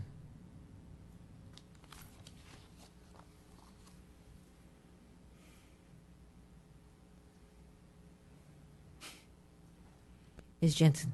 Okay. It strikes me that this might be premature, given that we don't have the full and complete results of Alpine, that we know, based upon what Mr. Langer has said, that there is a domino effect. If we basically close off one neighborhood, we put it to another neighborhood. That's not to say that I don't recognize what the problem is in the neighborhoods that are getting impacted, because I live very near the high school. However, if we don't know how to make it cost recovery, and we assume that that's a difficulty, and you're identifying staff problems, I wonder if it makes sense to wait until our January budget prioritization and that point we'll have hopefully more data from Alpine Avenue. We'll know, hopefully from the staff, what it would cost for a cost recovery, so that we don't undertake a 6-month project without knowing that it's going to cost something, given our obligations that are coming up and what we want to do, what we just discussed with the other report.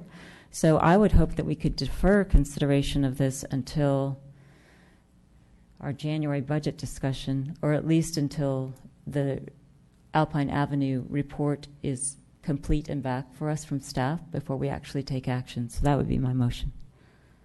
We have a motion. Do we have a second? Mr. Leonardis. I will second that motion. Questions relating to the motion. When will Alpine be completed, the study? The pilot's scheduled to be completed into December. That's good timing. And then when would your analysis of cost recovery be completed? I would say it's going to depend on staff's ability to devote resources to do that. To be exact, we'd probably need some help from finance to get some exact numbers. We could probably have approximations by fiscal 17-18 discussions. Yeah, I think what we'll try and do, given the interest in the cost recovery, is do our best with order of magnitude for different components of the preferential parking, because there's a lot of upfront costs going through the process even to get to this point. And then there's the implementation costs, which is what the lieutenant was sharing with you. So I think we would want to look at the full components of the entire program and come back with some options for priority setting. So you're talking about January. Yes. Ms. Sayak. Okay, so I'm stuck on this one. So I'm looking at the staff report, and it says that right now you've received 2 written requests for preferential parking, Cherrystone Drive and Laurel Mews. Have you gotten any indications from areas closer to the high school of parking problems? Do you anticipate any other areas?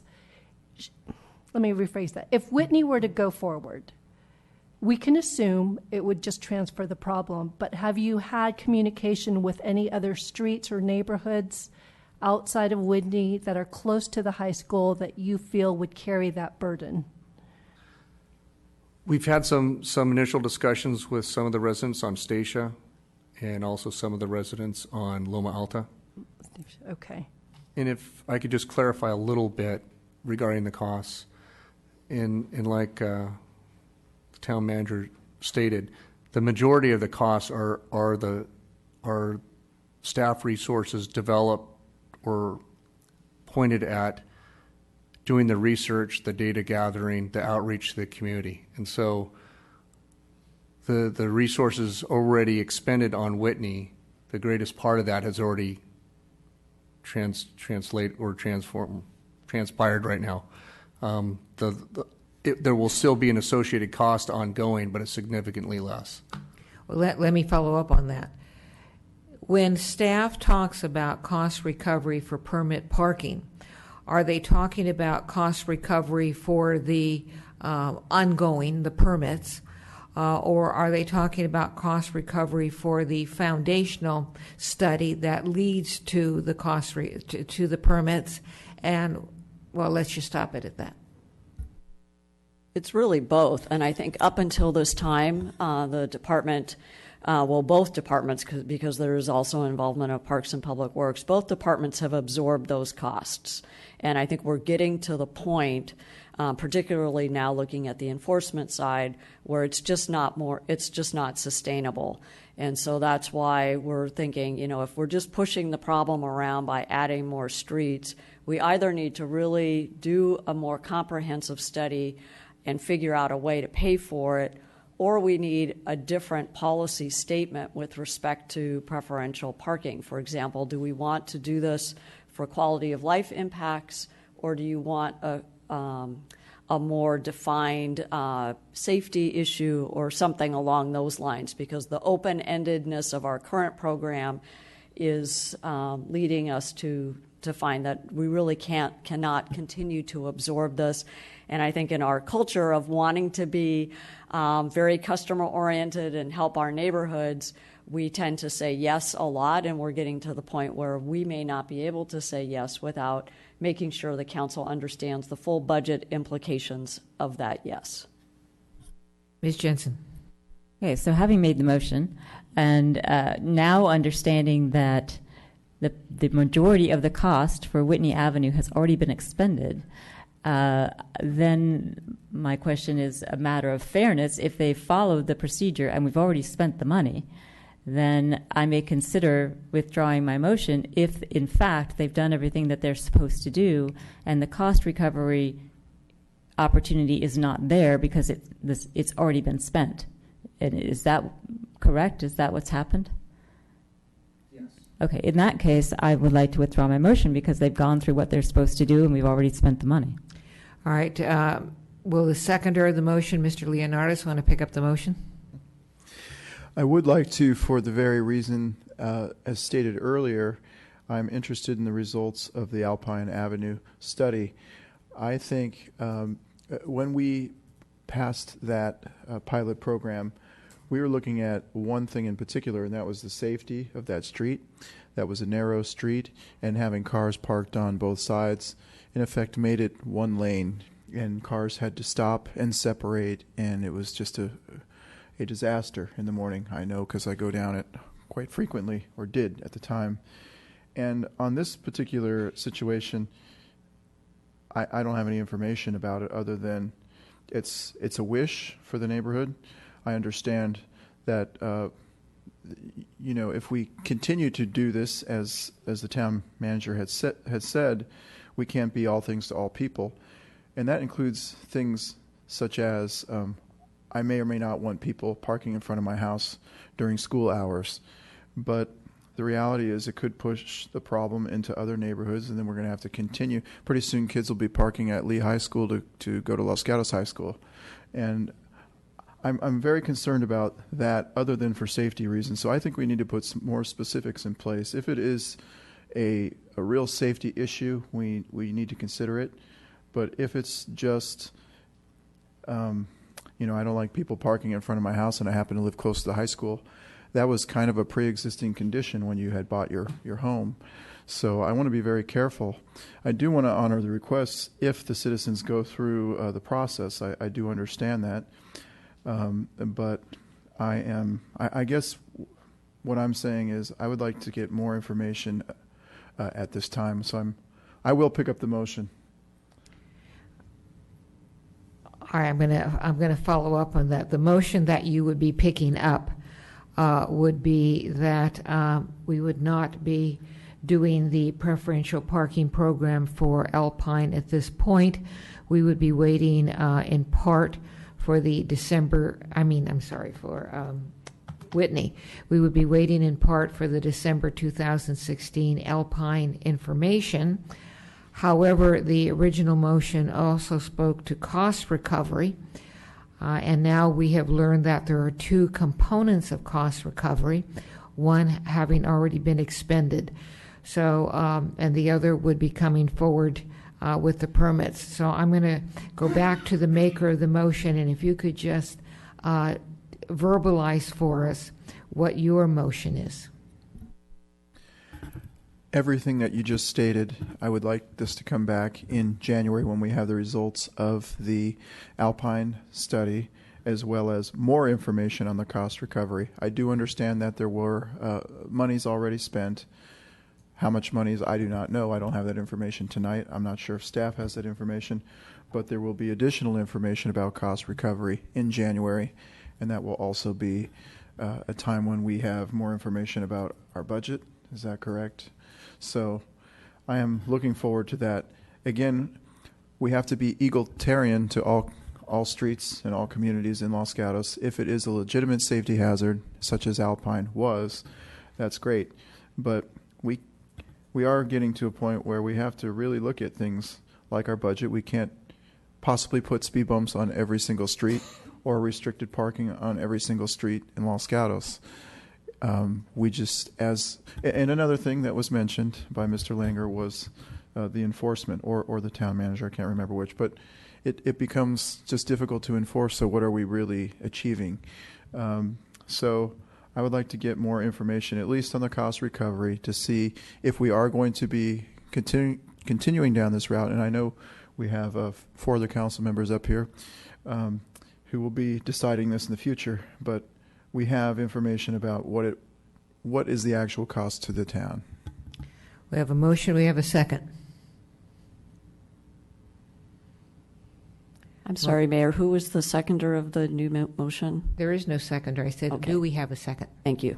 We have a motion. Do we have a second? Motion dies for lack of a second. Mr. Rennie. Thank you, Mayor Spector. I would like to have a little more discussion and another question or two for for Lieutenant Langer. So you did a good job of starting to look at this holistically, and there is a limit to how many more streets students could get pushed to. And I've been thinking about this problem, and what's the progression? What's the end game? In your report, you talk about, well, let's use Balzer Field. Well, how do we get students to walk from that distance? I think it's a reasonable distance to walk, but it's a little inconvenient.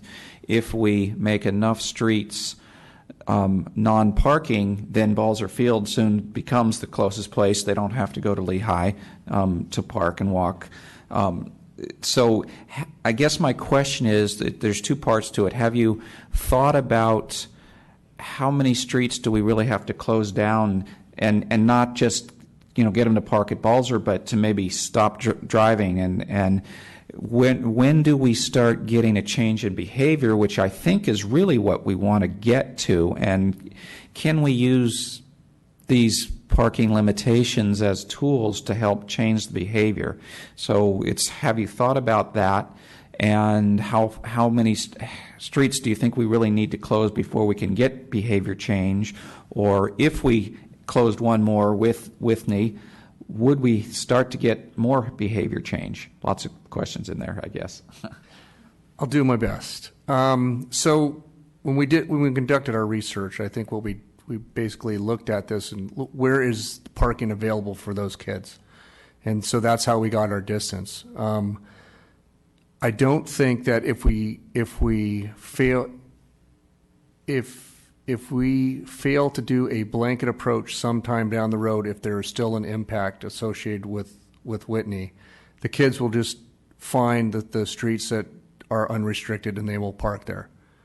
But there was a limited number of them. I think you've got about 6 or 8 on the list. So what we looked at is we looked at Wheeler, Statia, Loma Alta, Upper Johnson, because portions of Johnson are already restricted, but it's in our estimation that the upper part of Johnson will be impacted, and the rest of Bella Vista. And so basically what we're looking at is about approximately 175 to 150, 175 residences that we will be putting restrictions on. That is about a 33% increase in the amount of extra enforcement area, coupled with another 10% from Alpine, Johnson, and Cross. And so it's about a 43 to 48% increase in parking enforcement areas and in areas that we're restricting traffic or parking. So if I could just follow up, so you've kind of highlighted the cost part of it. What if I gave you the money? Do you think we could change behaviors? Or how many of those streets do we need to close to change behavior? I think to effectively change behavior, we'd have to close them all. I really do. It's not something that I think is maybe the best thing to do, because then it restricts parking to all that areas. And I am very sympathetic to the fact that these are public streets, and then now we're restricting them during parts of the times. But when our parking program was implemented in 2001, one of the major premises that program was implemented on was quality of life issues, that people in their residences had the right to be able to park in front of their house and have friends come over and park in front of their house. And so while I am sympathetic to the fact that they are public streets, I do understand that portion of it as well, and I'm sympathetic to that portion as well. And so if we want to make those areas unimpacted from student parking, I think if we don't restrict them all, realistically, the kids will find the areas that are not restricted, and they'll park there, and they'll impact those small areas. Okay, thank you. Ms. Jensen. I'm going to try a different motion, and it's going to be 2 parts. The first part is that we accept the staff's recommendation for the pilot program on Whitney, and that is just because it's a matter of fairness. They've gone through the existing process. The staff has spent the money. We've done the data. They've done the voting. So it strikes me that it would be unfair to say no at this point. The second part is, as the staff recommends, to look at what we're going to do in the future for other similar permits. And so my motion on that is that the staff come back to us with the results of the Alpine Avenue pilot parking, that we get information on cost recovery, both how much it costs up front to go through a study and a permit process under our existing policy, and what it would cost for enforcement ongoing, and how we could recover that. And as part of that question, I'd like to know, if we increase the cost of the permit, should that be increased townwide, or should that be increased in certain areas? Strikes me it should be fair across the board. Everybody pays the permit. You get a permit, you pay the same price. But I could see some controversy arising from that. And that we get some data, if we can, from the high school as to whether or not the lack of parking in residential areas affects whether they go to school. I suspect that, there's high school students out here, but I suspect that if you close the high school campus, not a lot of people would want to drive because you can't go anywhere at noontime, which is when it's fun to go somewhere. So it's kind of interesting questions, but so I would like to get that data back, and if we would be, and the third part finally is to the extent that the permit parking needs to be looked at differently and have perhaps different criteria, safety versus quality of life. I'm not sure if that comes back to the policy committee. Is that a policy? If so, then I would move that it go to the policy committee for examination, and that the cost recovery portion of it come back to the council in time for us to make decisions on our budgeting in January. We have a motion. Do we have a second? Mr. Rennie. I think I'm going to second it. I'm particularly attracted to the fairness idea of it, but also I think in different words we need to think about it again more holistically. What are we doing next, right? If we're going to go to the next street, and then the next street, we just need to either plan to do all the streets we just talked about, or don't do any more streets, or find some other way to change behavior. But just doing one street and then the next street and the next street doesn't make sense. And I think that's what Ms. Jensen's getting at is in all the analysis she was requesting. So I'm going to second the motion. All right, we have a motion and a second. I'm going to support the motion, but I also want to look not only at the benefits that the neighbors are looking for and the cost of that, but also at the high school. And I have spoken with high school representatives many times, and in fact spoke just this year with high school administrators and actually discussed the Miles Avenue parking lot and was told that that was too far. That high school students do not want to and won't walk from the Miles Avenue parking lot to the high school. And quite frankly, that kind of response does frustrate me. It also frustrates me when there is not enough parking provided on the high school campus. So I understand yes, these are public streets and we can't bar people from parking on those streets, but on the other hand, I do see issues related to not wanting to put oneself out. Ms. Sayak. So I'll go ahead and support the motion for the various reasons that have been said. What I would like, and I don't know who to direct this to, we often talk about Palo Alto High School and Gunn High School as a model of how they get their students to not use cars there. And I'd be interested to know, because those schools, if I remember correctly, are surrounded by residences also, if they also have preferential parking in those residential streets and what distance they actually go out to if they do have it. I think that would be a helpful, it would just be one more data point for me. I would also, I support the cost recovery. I support the fairness. What I'd also love to hear from the Safe Routes to School, particularly from the high school administration, is what other metrics they are able to use so that we can tell whether limiting parking is actually getting more people out of cars. Because I think that's the correlation we're all looking for instead of just pushing parking to other neighborhoods. So those are the two specifics I'd be looking for when this comes back. Mr. Leonardis, I think you had your hand up. Thank you, Mayor Spector.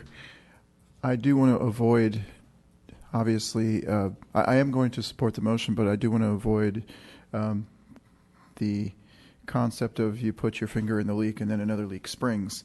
Or if you restrict parking in this neighborhood, it's just going to continue to creep further up the hill because there are a finite amount of parking places, and we know that the school population continues to swell.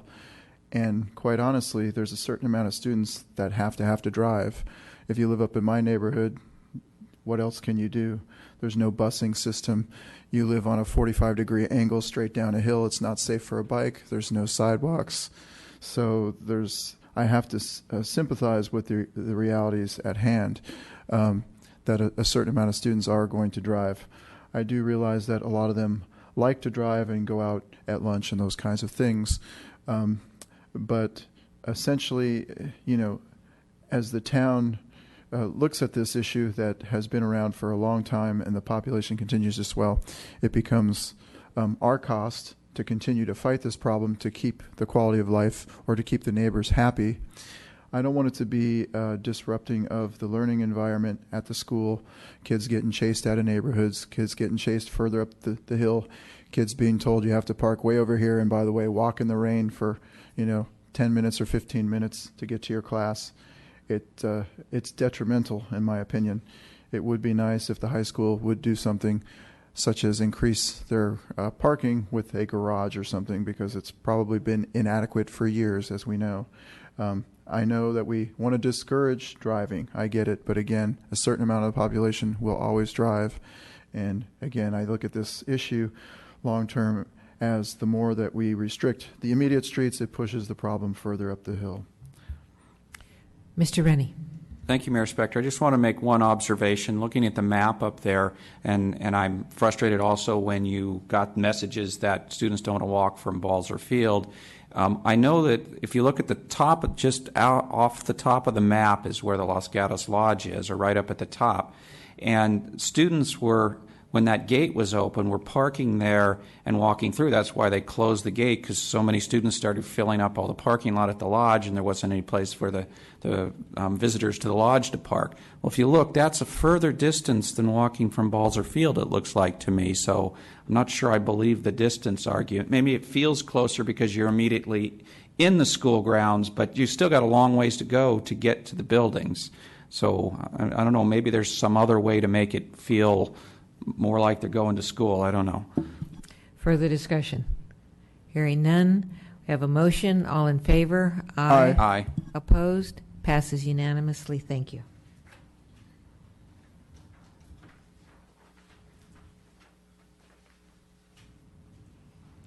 Agenda item 9. Receive a report on regional transportation funding efforts and potential projects.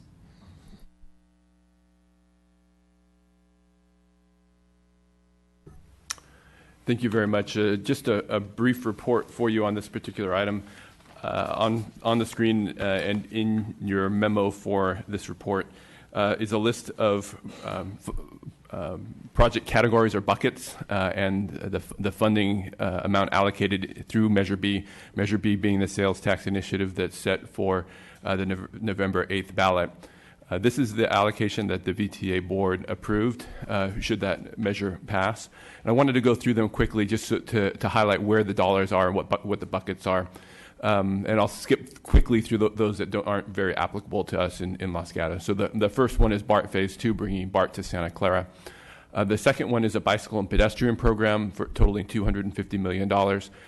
This will be a competitive program, so there are projects that the town submitted with our Envision list that will feed into or be eligible for this bucket of money.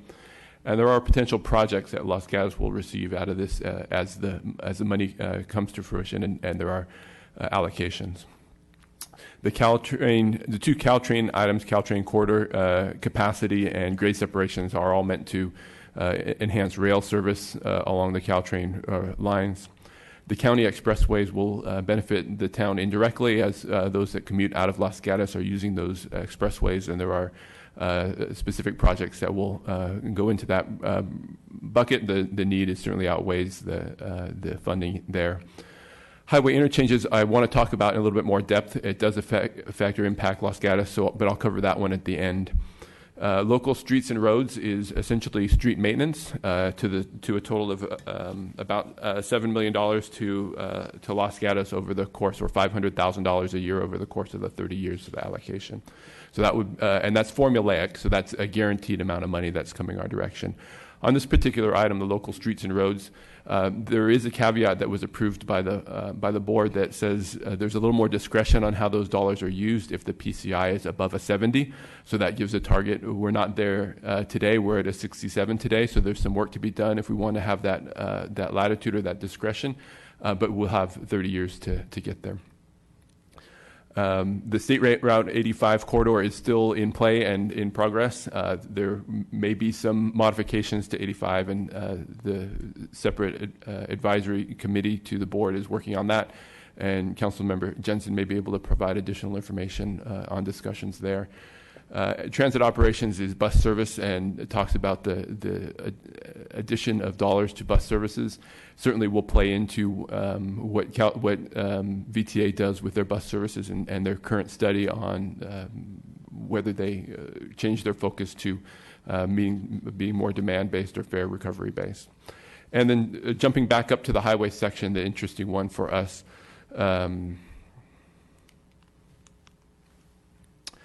this is an area where the mayor and I negotiated quite a bit with VTA to get some inclusionary projects here that are very specific to Los Gatos, and the council received some updates on this along the way. But I wanted to go through them because they are so impactful, and I think the negotiations were really fruitful in bringing some things to us. So I've broken out into a couple slides with just some bullet points to cover them. So upgrade the Highway 17 and 9 interchange was on the list initially. It's there because it's a Caltrans priority. But it makes sense because I think we know that interchange could use some work, especially if we're looking at pedestrian and bicycle safety and mobility. And then we get into some of the asks that the mayor brought forward, deploying advanced transportation technology to reduce cut-through traffic. So that's a pretty broad framework to allow us to address some cut-through traffic, including signal control system upgrades, so traffic signal upgrades, travelers information systems, and ramp metering. So this is all targeted towards improving traffic flow in the town, especially around cut-through traffic. And that can be, we think of beach cut-through traffic on the weekends, but we're seeing cut-through traffic now on Highway 9 in the mornings. That's fairly impactful to the town as well. There's in the same section, support multimodal congestion relief solutions. So this is where we talk about express bus services, local bus system improvements, including the traffic modeling to be able to provide school busing and to provide on-demand busing in the town through commercial areas to better service the town with multimodal transportation. And then the final one is to develop park and ride lots. So this is the idea of further maturing the Vasona light rail station in the interim until that light rail station develops. So the idea is that actually bringing light rail to Vasona is a longer term project, but the VTA has already allocated dollars through Measure A, the previous initiative to do property acquisition and to begin development of that property. So this will allow further expenditure of funds to make that actually occur. So that's a brief summary of what's included. You can see, especially in the highways area, the allocation was for $50 million, so a fair chunk of dollars that was originally allocated to widening of 17. The council asked that come off of the list, and the VTA was able to comply, and 10 million of that 50 was the Highway 9 interchange. So that 10 remains. The balance of the 40 is essentially allocated towards the projects that we saw there. Sort of the next steps looks like the biggie obviously is November 8th, and what happens then in terms of passage. The Measure B does need a 2/3 approval. With the passage, assuming that happens, funds flow to VTA beginning in April of 2017. So the sales tax increase would occur January 1st, and after the first quarter, they would get their first allocation. We can be assured that there'll be a few other people besides the town of Los Gatos in line with open hands at that point.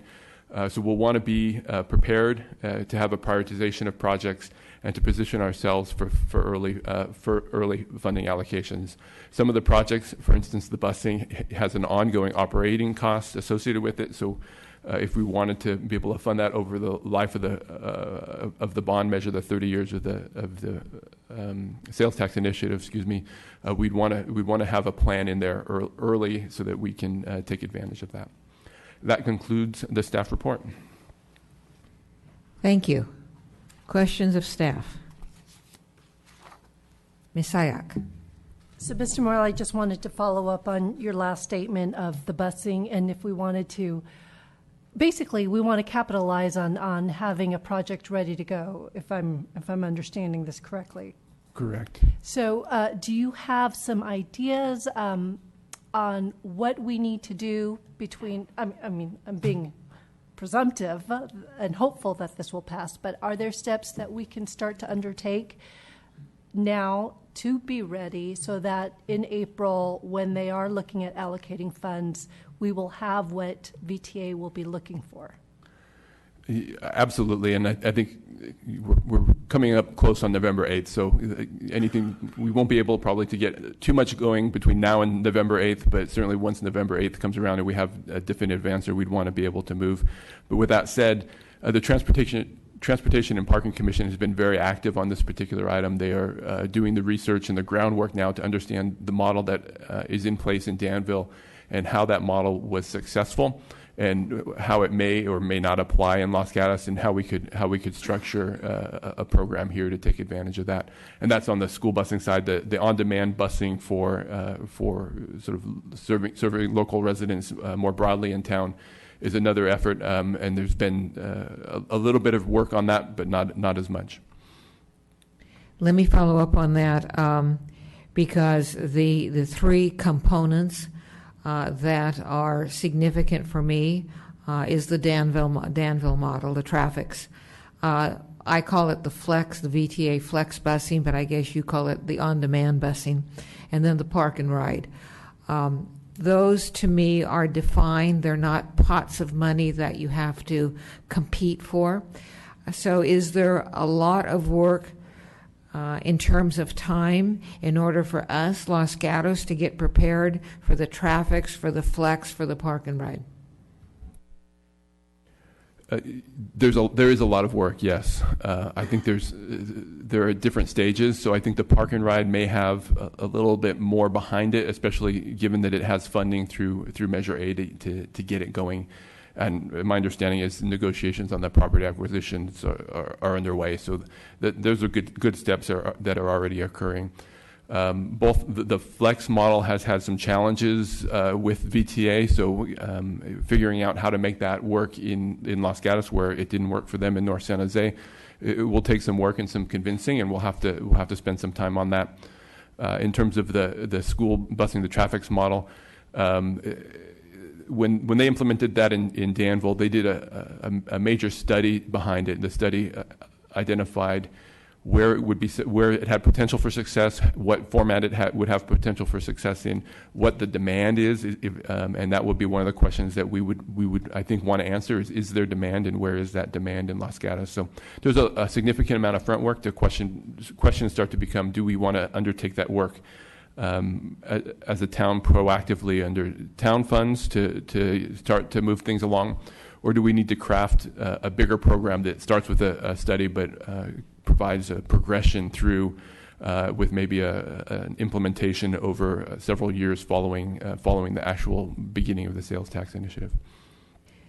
Where, I understand that Parks and Public Works has a lot on its plate, but where will those decisions be made? I.e., this is the end point for traffics. This is when we want the decision made, and we have to back out X amount of time to get there by that deadline. When are those decisions going to be made? Have they been made? Where are we in the process? I would suspect November 9th would be when many of the decisions need to be made.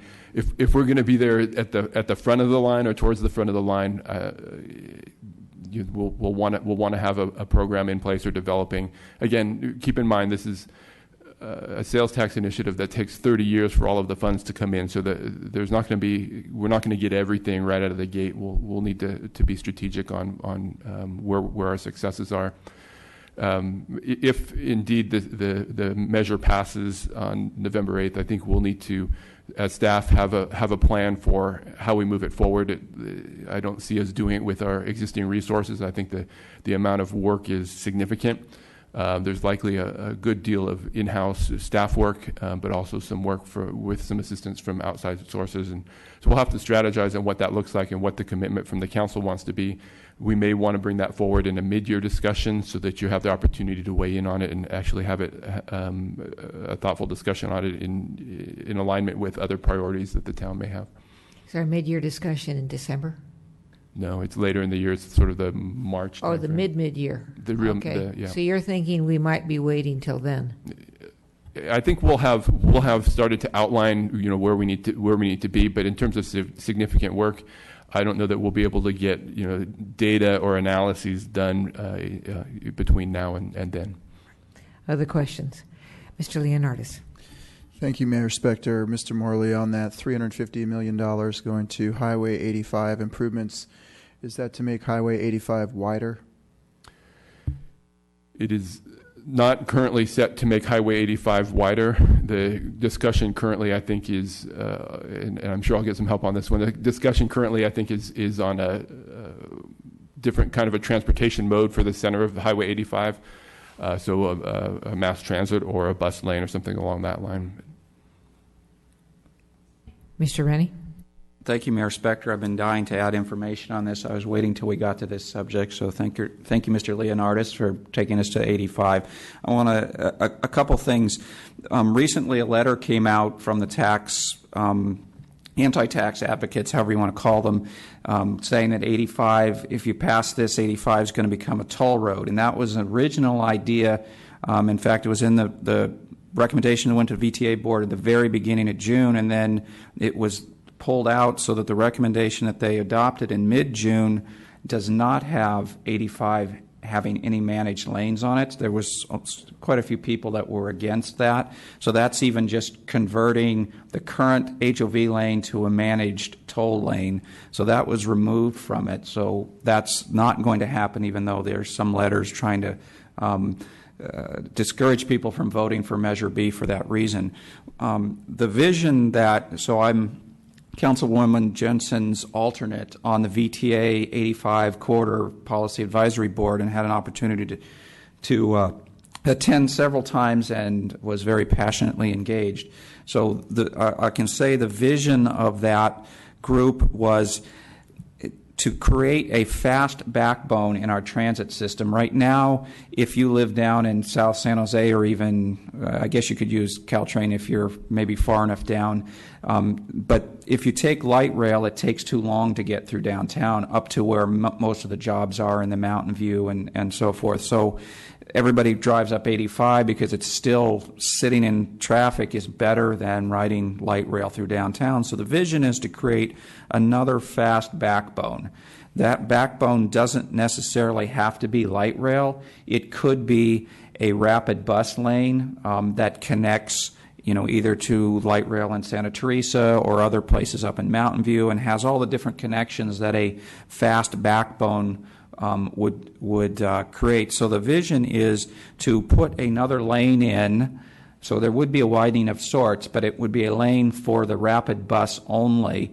And at first that bus would not make many stops and it would have to get through traffic. But then, I'm probably going too much detail, but the next step would then to be build stations in the middle of 85 so pedestrians can cross over and get on these buses that never have to cross the lanes of traffic on 85. So you could truly create a fast way of moving people up 85 and encourage people up, to Mountain View and the jobs up there, encourage people to get out of their cars.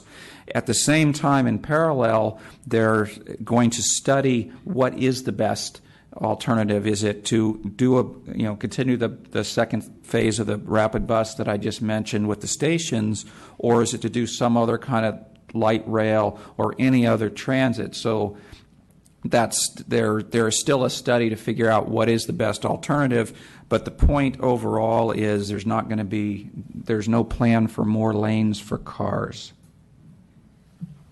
Further discussion? Ms. Sayak? So I appreciate the discussion, and I understand that we have to wait till November before we can actually do much more work on this. What I do ask, though, is given the discussion that we've had today with schools, traffic, parking, there's so many things within this that we can tie together when we do our priority setting in January. I understand we need more data. We need things that we need that can better feed these discussions. But I think there's so many opportunities to alleviate so many of the issues we talked about today if this measure is successful and we're able to just start on certain projects. So for the town manager, I just ask that we keep these priorities in mind and they come back to us in January so we can be a little bit more holistic in our thinking of how we want to expend staff resources next year. If I could just catch one point on that, the work that we're doing with the study on safe routes around the schools and the bicycle and pedestrian master grant plan are absolutely ways that we position ourselves to be successful. Those are what the VTA, those are the types of programs that the VTA is looking at for a community to demonstrate that they're committed and that they have an idea of what they want to do with the funds. So I think those are great examples of where we've already taken significant steps towards being in a good position. Other questions? Now, this is a public testimony, and the council has now completed its question. I do have one card, Diana Abadi. And anybody else wanting to speak to us, please submit a card. Good evening, Mayor Spector and council members. Thank you so much for all of your work with Measure B and Matt Morley and our Laurel Prevetti, town manager.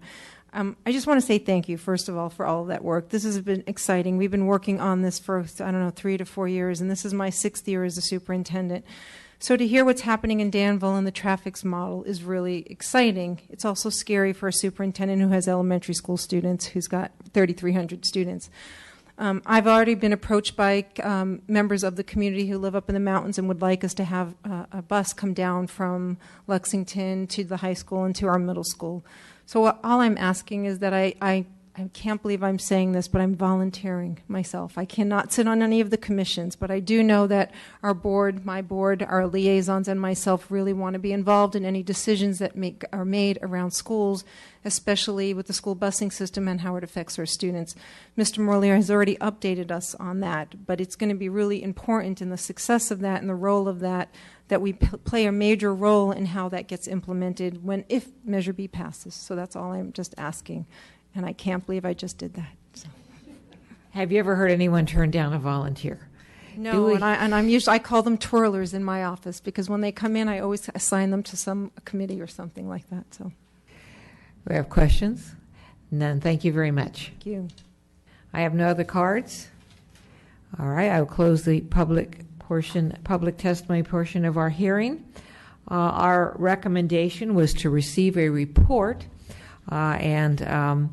Is there anything further that we want from the staff side?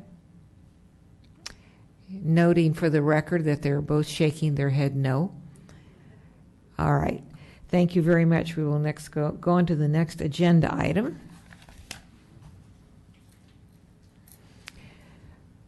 Agenda item 10.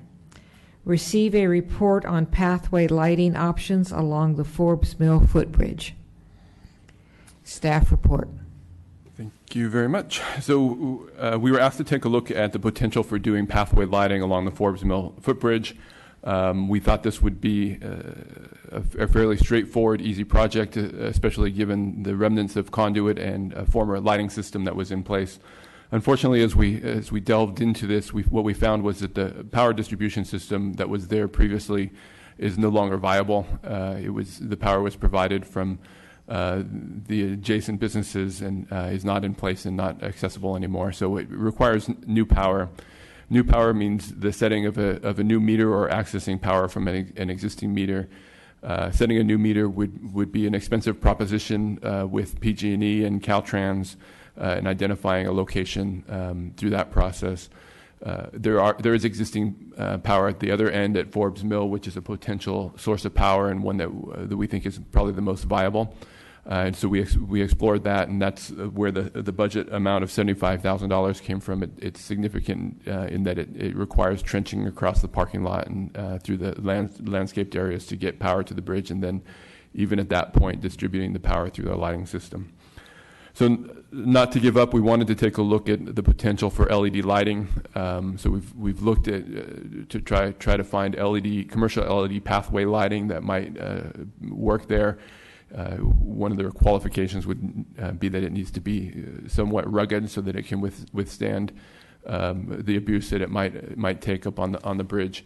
We haven't been able to identify anything that would be viable to date, so we're continuing to work on that area with some additional resources, although still haven't been successful with that. So at this point, from a budgetary perspective, we're looking at about a $75,000 investment in order to implement lighting across the bridge. Our recommendation is that we would continue to source this and to look for alternatives and to bring it back again in January as we bring forward discussions on priorities and to see if we can't cobble together a capital project. And with that concludes staff's report. All right, let me follow up. I read your report. This has been a project that is significant to me personally, in part because of the illumination from an aesthetic point of view for the student art, but also from a safety point of view, that is a very, very dark walkway, and it is a concern to me for any time that people are using that other than in daylight. I read your report, and I am mindful of what you said about the limited access to electrical power. I was interested in the LED lighting. I was interested in the LED pathway lighting. I researched enough or know enough that LED pathway lighting is being used more and more. And is viable in the sense of you can walk on it. Now, what kind of walking, you think might be necessary, I don't know. So are these the kinds of things that you will be looking at? So I think the LED lighting, the LED aspect is a given. The LEDs are a very low draw and very energy efficient, and they provide a great pathway light. So that is a given. The power source is sort of where we're hung up a little bit in that running power from Forbes Mill is the most significant part. And whether it's regular incandescent lighting or LED lighting, it still requires the power. So that's where we went to the solar option, and we're exploring solar as a potential power source. And it takes a little bit more effort and on our end to try and source that out. We had thought that there might be some individual solar-powered fixtures that would work. And we even tried ordering a couple of them to see what they look like, and when they came in, they're just not the quality that's going to last or provide the illumination that we need there. So we've gone back to the drawing board on that. We're continuing to explore that as a solution. In order to try and avoid the time and expense of going back to the drawing board, from, again, staff's point of view, is there any process wherein you can send the word out to other cities and towns, municipalities? Have you done the solar, the solar lighting and used it on pathways? We do have a distribution source that we can work with on that, absolutely. Other questions? Seeing none, again, this is an opportunity for public input. I don't have any cards. Anybody want to address us on this agenda item? Seeing none, Mr. Leonardis. First of all, I'm going to close the public testimony portion of the hearing and go to Mr. Leonardis. Thank you, Mayor Spector. Mr. Morley, was there any consideration about reaching out to the Community Foundation or some other community or grant process where we can get some funds for this project? We have not reached out to the Community Foundation for an opportunity for funding or through other sources. No, not at this point. Mr. Leonardis. Follow-up question. So I'm envisioning this bridge, which is a very artistic bridge, which connects two artistic things. It connects our museum and our high school to Old Town.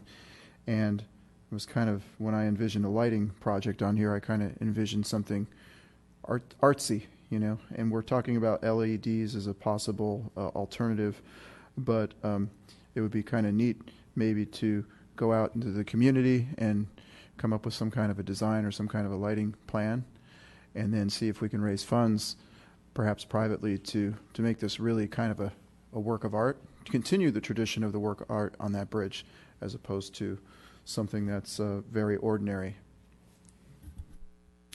Let me follow up on that. I always had an artsy, to use your word, image too. I had what I call the holiday lights strung near, above, or below the artwork, but that is not inconsistent with the pathway lighting that staff has referenced, because having now researched it, that can be artsy.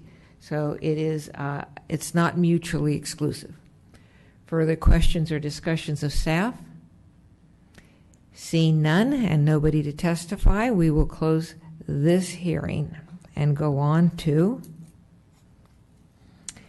agenda item. A question for the mayor. Yes. We're simply discussing it and receiving a report. We're not giving feedback to staff. We're just going to hear this in July when we come back to our budget. No, there's no action. I'm going to find the money in the next month. I'm sure that you won't. So, given that we're not making a motion, I'm just sort of wondering on this one what we were doing. Yes. What is staff looking for? From our perspective, we're essentially in the formulation stages, as we would be for any capital program project. So we're still doing the investigation, and then that way, as we look at priorities and you identify what kind of capital projects you would like seeing in the next budget, we would have more information for you to make that decision. Yes, and what I would see is, as with almost everything that has come before us this evening, I would look to this item going forward in January, I guess, where we would have options, cost, and then we would be looking at it in comparison with other options, and keeping in mind Mr. Leonardis's point about if we get a cost, then exploring, again, alternatives within the community for funding. Further discussion? Okay, now we're going on to next agenda item. Agenda item 11, discuss and adopt amendments to Council Policy 1-04 entitled Town Facilities Use Policy regarding Oak Meadow Park. Staff report. Good evening, Mayor and Council. My name is Shalane, and I'm here to talk to you about the Town Facilities Use Policy regarding Oak Meadow Park. The town currently does not have any policies or guidelines that outline parameters for large special event use at Oak Meadow Park. Recently, staff received an inquiry regarding using all of Oak Meadow Park for a special event. Council passed a facilities use policy in August that outlined the use of town facilities, which did not include Oak Meadow Park as a whole. The Council Policy Committee and staff are suggesting to amend the current facilities use policy to include Oak Meadow Park as a whole, rather than just Oak Meadow Park Bandstand as it currently is. The main amendments include changing the title from Oak Meadow Bandstand to Oak Meadow Park, not allowing the park to be completely closed, not allowing fee for entrance events, keeping public entrances open for all events, making sure these events have a special event agreement. So the main purpose of these changes is to stay consistent with the idea that public spaces are to be used for the public. I'm here to answer any questions. Thank you. Questions of staff? See none. Again, this is, let me see what our action item is here. Yes. First of all, this is a public hearing. I don't have any cards. Does anyone want to address us on this item? Seeing no one coming forward, I will turn to the council for discussion, questions, motion. We are looking for a motion here. Ms. Jensen. I move that we adopt the amendments to Council Policy 1-04, our town facilities use policy, and thank you to Ms. Hammock. The policy committee's idea was that public spaces should be used for the public. Second. We have a motion and a second. Discussion. Seeing none, all in favor? Aye. Opposed? Passes unanimously. Agenda item 12. Review and discuss the Council Policy Committee's recommendation to amend Council Policy 2-11 entitled Commission Appointments. Good evening, Mayor and Council. I'll be brief and possibly turn it over to the policy committee members to follow up on their thoughts, because this matter has been brought to your policy committee. And the item before you is the policy committee's recommendations to amend Council Policy 211 entitled Commission Appointments. And if those amendments are acceptable, then there are many enabling resolutions for each one of those commissions that would also need to be changed or included in your package. We brought this forward to you in March 2006 to discuss and consider a staff recommendation to amend the policy. At that time, it was recognized that it had not been brought to the policy committee, so the council recommended that it go back to the policy committee for discussion and then back to you for a recommendation. Policy committee considered on many times: March 24th, June 23rd, August 25th, September 29th, and October 13th. So they did spend a tremendous amount of time going over all the commission appointments and all their different commissions. And at some point, I think it was between the September and the October, or in the August timeframe, the actual recommendations that policy committee were making were then even introduced at all the different committees to get their input. So there's been quite a bit of community input. I won't go through each separate committee and the changes. Those are on page 2 and 3. You can ask any questions if you need be, but they're all there, and how each one would be changed. We tried to be as consistent as possible between them regarding residency requirements and number of commission members. The other major change is the balloting process, though, and that is also changed. That would require, when we do balloting for the commission, that they would be done by written vote. Thank you. Questions of staff. Mr. Rennie. Thank you, Mayor Spector. So when I read the staff report, many of the changes to the commissions you have at the end, the commission is in agreement with the recommendation. So on the Parks Commission, you're ditching the Montessorino resident and cutting the commission size down, but I don't see that it was ever brought to the Parks Commission. Was it brought to the Parks Commission? And what was their response? Because there's nothing indicated in here. Yes, we did bring it to the Parks Commission. We had a discussion at the last meeting with regards to the representation. The commissioner that represents Montessorino objected, but otherwise the Parks Commission was fine with the changes. Follow up, if I could. Go ahead. So following up on the Montessorino, what exactly is the history behind having a Montessorino resident? Is Montessorino contributing to our parks, or I know they don't have any? Are they contributing any dollars, or do we just say you can use it? So we did do some research into that exact question, and what we uncovered that we think leads to why there's a Montessorino resident on the commission is in the early 90s there was a statewide allocation of funds formulaically to cities for park use. Montessorino was a recipient as well. They, because they have no parks, they allocated their funds to a combination of Los Gatos and Saratoga for use in the parks in those two cities. So the town received those funds and expended them over a period of time with, as far as we can tell, the last expenditure around 2009 or 2010. Some of the projects including a contribution to the fountain at the plaza, some work at Oak Meadow Park, and that kind of project. it also aligns with the adjustment where Montesano residents are able to use our parks and park, for instance, at Oak Meadow at no cost, or make reservations at the resident rate. So if I could summarize, so what you're saying is because they gave us money, we allowed them to put a commissioner on our commission to help allocate those funds, and since those funds are there isn't any more to allocate, we don't really need a Montesano commissioner anymore? Is that kind of the conclusion? So I can say that the funds, there are no longer funds that are allocated from Montesano. The second question, I think, is a question for the council through the policy commission. Let me follow up on that.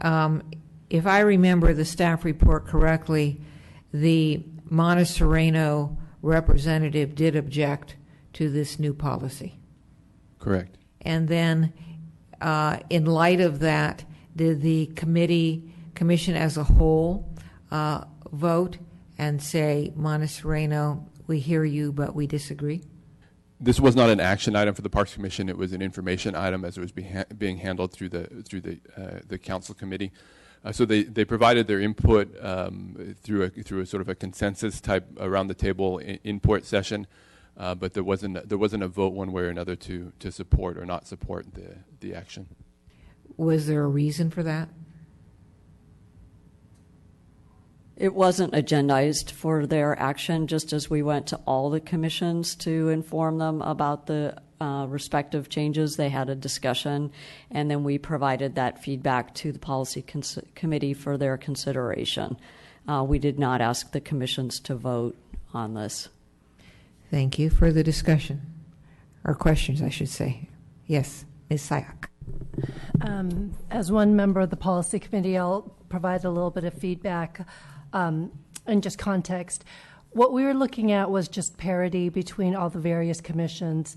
What we had heard through communication, not only at public hearing, as well as just communication we had gotten individually, was that some commissions allowed only Los Gatos Town Residents Incorporated, some did not, and ultimately it was getting confusing and what people perceived as unfair. And so we decided as a committee that for adult commissions that it should be limited to incorporated Los Gatos residents, and with exceptions to the Youth Commission as detailed in the staff report. One thing I do want to add that we also did agree on that was not reflected in this, I just found it. Under attendance requirements, we did ask that number 4 on page 2 of the policy, an advisory body member could be removed with 3/5 instead of 4/5, and if you could just reflect that change. Now, this is a public hearing, and I do have a card, but before we go to that, any more questions of staff? Mr. Rennie. Thank you, Mayor Spector. So I want to go the other place that we're moving non-Los Gatos residents and ask question. So currently we allow on the General Plan Committee a business owner in town that doesn't necessarily have to be a Los Gatos resident. What is the history behind that? I was assuming that maybe we felt they made such a contribution to the town and it's so invested that we'd allow them to have comments on the General Plan Committee, but I was wondering what is the history behind that? Not aware of that specific history, I'm sorry to say, but I think in the light of having consistency across all boards and committees, the thought was perhaps we should remove or allow for a residency requirement similar to the others. They could still be a business representative, but they also would need to live in town.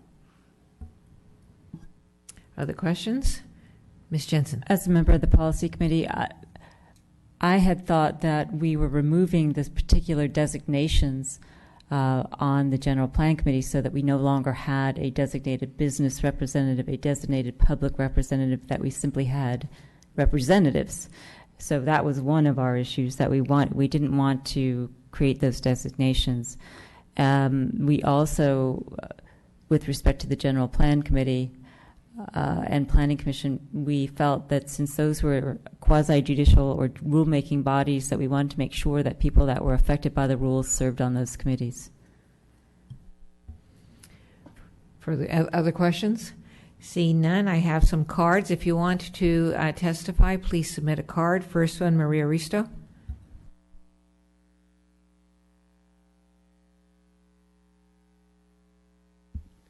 Hi, Maria Risto, Transportation and Parking Commission.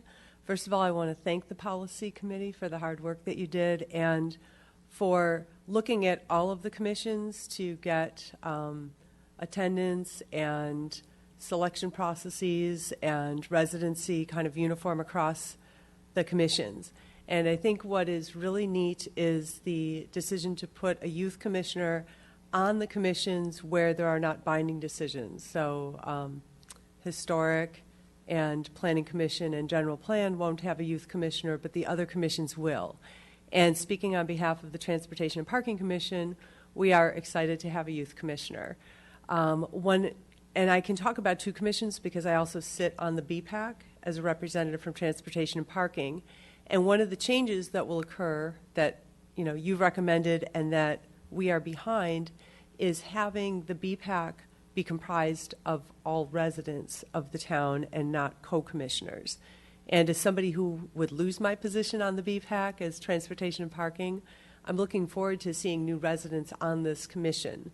We've got a lot of residents that want to get more involved. We've had special meetings on the BPAC in the community. There's probably a list of 100 people that can be contacted through email, plus through all the town channels, and I think you'll see a lot of energy coming into it. So having started out the way we did, it was a good way to start, but I think this is going to be a great transition to get it to all residents and a youth commissioner.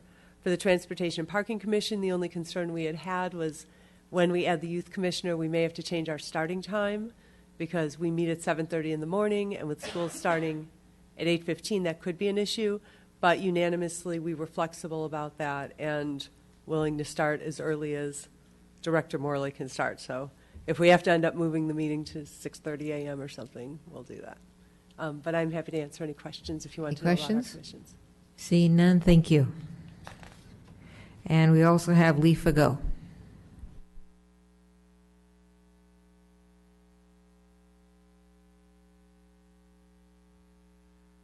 Madam Mayor and council members, to provide some additional background to my earlier submitted request to amend the structure of the Finance Committee, that is to add well-qualified townsfolk with professional financial backgrounds, please note the following suggestions.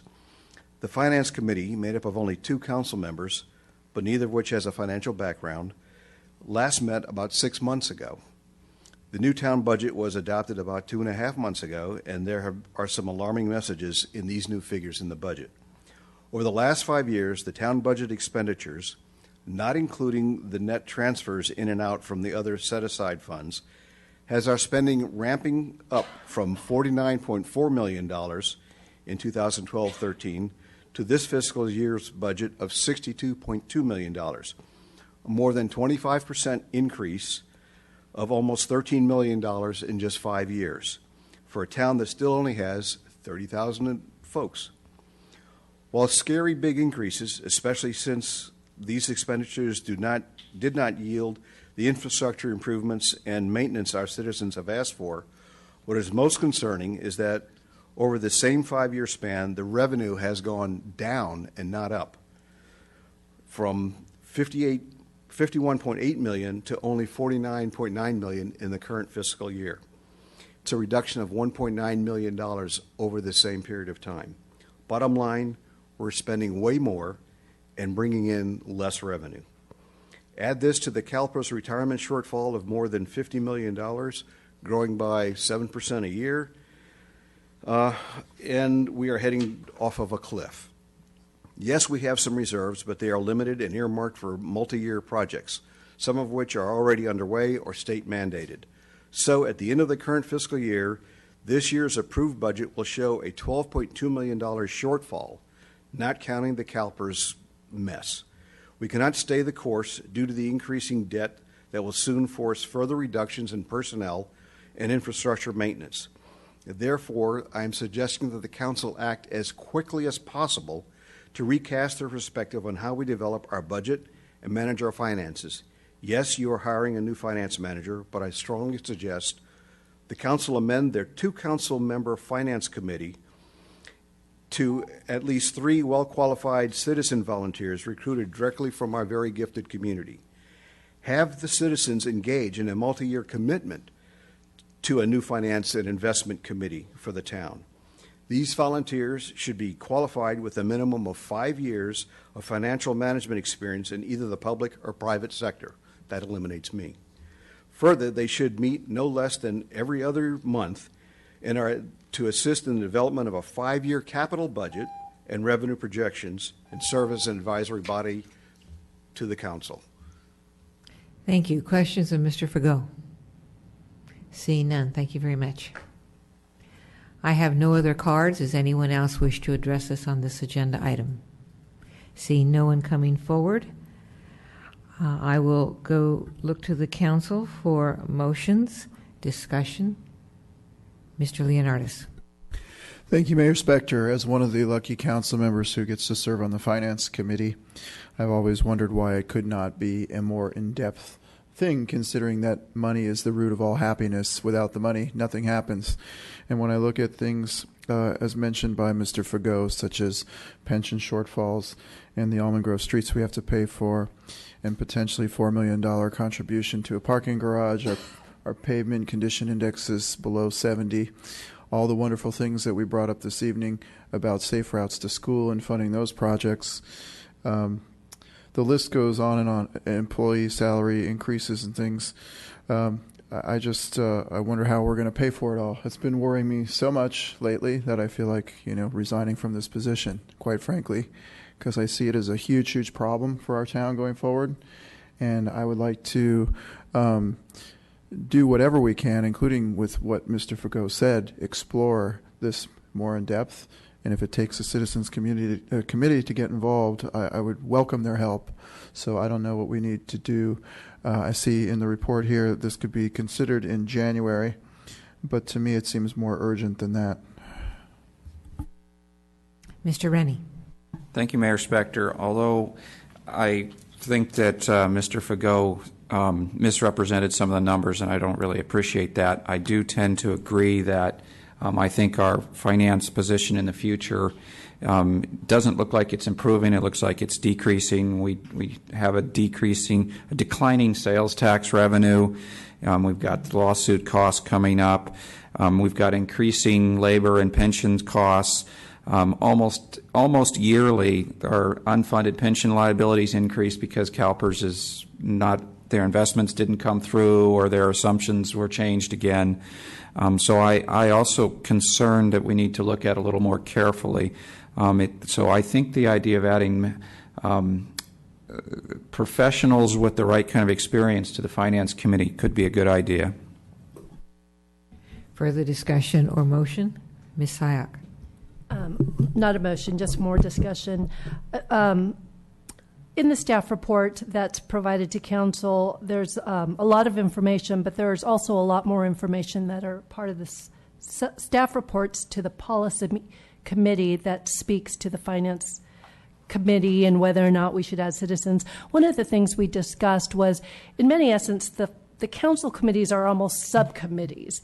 And if the intent of this larger look at finance, it really goes beyond the intent of the finance committee.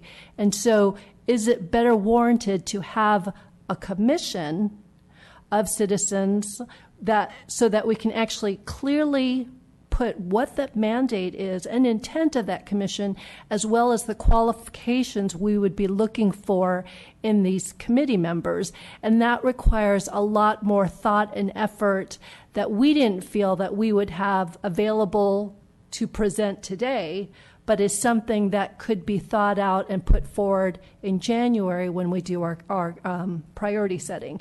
I, for one, believe that there is merit to it, but I don't want to just create a committee and then have committee members then themselves start wondering, well, what is it we're going to do, and start creating work plans that goes beyond what the council itself feels is necessary to look at on a financial basis.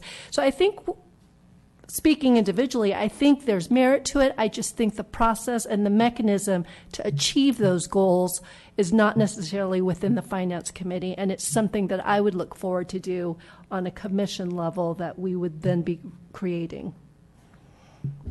Ms. Jensen? Speaking as the second member of the Finance Committee, I echo what the Vice Mayor has just said. Another consideration for us is that in November we'll have a new mayor and vice mayor, and the mayor appoints the members of the various committees. So those could change over, and our budgeting is going to happen in January. We thought it was more appropriate to wait on such an important question until we knew who was in place, what money was available, and what we wanted to do. So that's one of the reasons we didn't come forward with it right away. With regard to the Finance Committee, as being the other person on the Finance Committee, I think that waiting until January is a good idea. I don't know if it should, any community input should be part of the Finance Committee. Probably not. A separate commission, probably. But in order to make those decisions, one has to look at the charter for the Finance Committee and whether or not community members as part of that Finance Committee is part of the charter, or if we need to go to a separate commission. And whatever we do, whether it's an expanded Finance Committee or it's a separate commission, the mandates for that commission has to be examined carefully because you're, one, looking at staff that is going to have to support that commission. You're going to have to look at a commission that has to interplay with the council and also with regard to the finance department of the town. So it's not an easy snap your finger kind of thing, but it is a objective that is worthwhile examining and pursuing. Let's see. Oh, and then with regard to the testimony, there were various statements made in the testimony with regard to the finances that, the revenue is X and the expenses are Y, and indicating that the expenses are greater than the revenue, items like that. I agree with, I don't know who said it, but there are answers to all of that. But we're not going to sit up here now and respond to all of those issues. But one should not assume that that information is on its face accurate. Further discussion. I don't think we have a motion yet. Mr. Leonardis. I was going to make the motion and go with the recommendation on page 1 of the staff report. Do we have a motion and a second? I'm going to support the motion, but there was one thing. I have this X by it here on my iPad, the balloting process.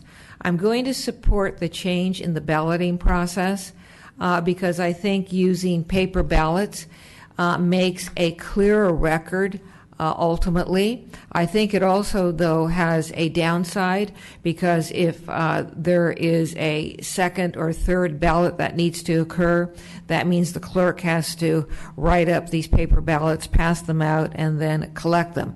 I think that could be cumbersome. My concern was that the recommendation for the change in the balloting process, if it was motivated by clarity in the public record, that's a good thing. But I was concerned that maybe it was motivated because council members are uncomfortable looking at somebody in the audience and having that person's name come up and not feeling comfortable voting for them or not voting for them. That I would think is not a good idea. I think that if that's the motivation, council members up here have to be prepared to look people in the eye and make the decision. Having said that, I'm going to support the motion. Further discussion. Mr. Rennie. Thank you, Mayor Spector. So I'm not going to support the motion. I have some concern about the questions I asked about removing the Montecito resident. I was on the Parks Commission, and it seemed to work quite well with the Montecito resident. They became, they were always one of the more active members on our commission. They were they were chair at least part of the time that I was there.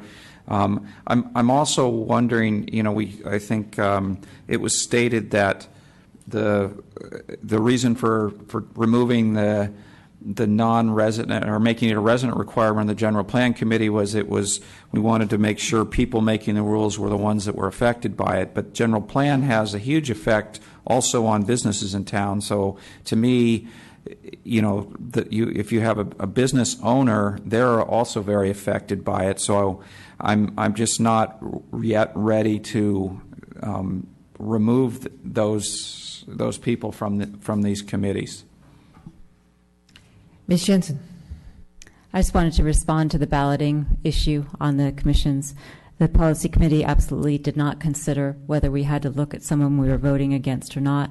In fact, our recommendation calls for paper ballots, which are made part of the record, and we anticipate that the names of the council members and for whom they vote are going to be part of each meeting, so that will be a more clear record and a more efficient way of voting. Further discussion? I'm still going to support the motion, although I have to say that Mr. Rennie's points and arguments are strong. Further discussion? If wait a minute. I have two people. I'll start with town attorney. I just want to make sure the motion did include that one item that we did miss, which would be the absentees, and that the council could remove them by 3/5 vote as opposed to 4/5 vote. Let's see. Where's my motion here? Mr. Leonardis. Yes. And the second item that a policy committee mentioned, what committee member mentioned was that we were going to remove the requirement for a business owner. We did not catch that change in making the resolution change for the general plan committee. So if it is the will of the maker of the motion to remove the owner of a business, we can make that change as well. And we apologize that we didn't catch that recommendation from the committee. Mr. Leonardis? That was my understanding, yes. And I could comment on that. When you vote for council members, you have to be a town resident. You cannot be a county resident. When you serve on our boards and commissions and you're appointed by the council members who were elected by the citizens, they're voting for you to be on the board or commission appointment. And to me, it only makes sense by the people for the people that the electeds who are elected by the people appoint the citizens of the town. And I do have, respect for the concerns that Mr. Rennie brought up. And I do remember, I think it was Gary Schlow on the Parks Commission. He did a wonderful job up there for us for many years. There is value in that. But I think of the appointment process and how it really should be. I mean, I recall recently we appointed somebody for the poet laureate, and they lived in the Santa Cruz Mountains. There's just some gray area, and I think it's great that the policy committee came up with these hard and fast standards, because it is the appointments will be appointed by the council who are elected by the people, and it should be within the incorporated part of Los Gatos. So, all right. So. Maker of the motion agrees. Seconder of the motion, I think it was Ms. Jensen. Yes. And before we vote, because I'm thinking we're getting close to voting, I didn't want to neglect to thank the policy committee for all of this work, because this was a significant amount of work, and I especially appreciated the fact that the policy committee and staff went back to the various commissions and received their input before reaching their final conclusion. Further discussion? Hearing none, all in favor? Aye. Aye. Opposed? No. Passes 4-1. Mr. Rennie voting no. That is our last agenda item. Thank you. Meeting's adjourned.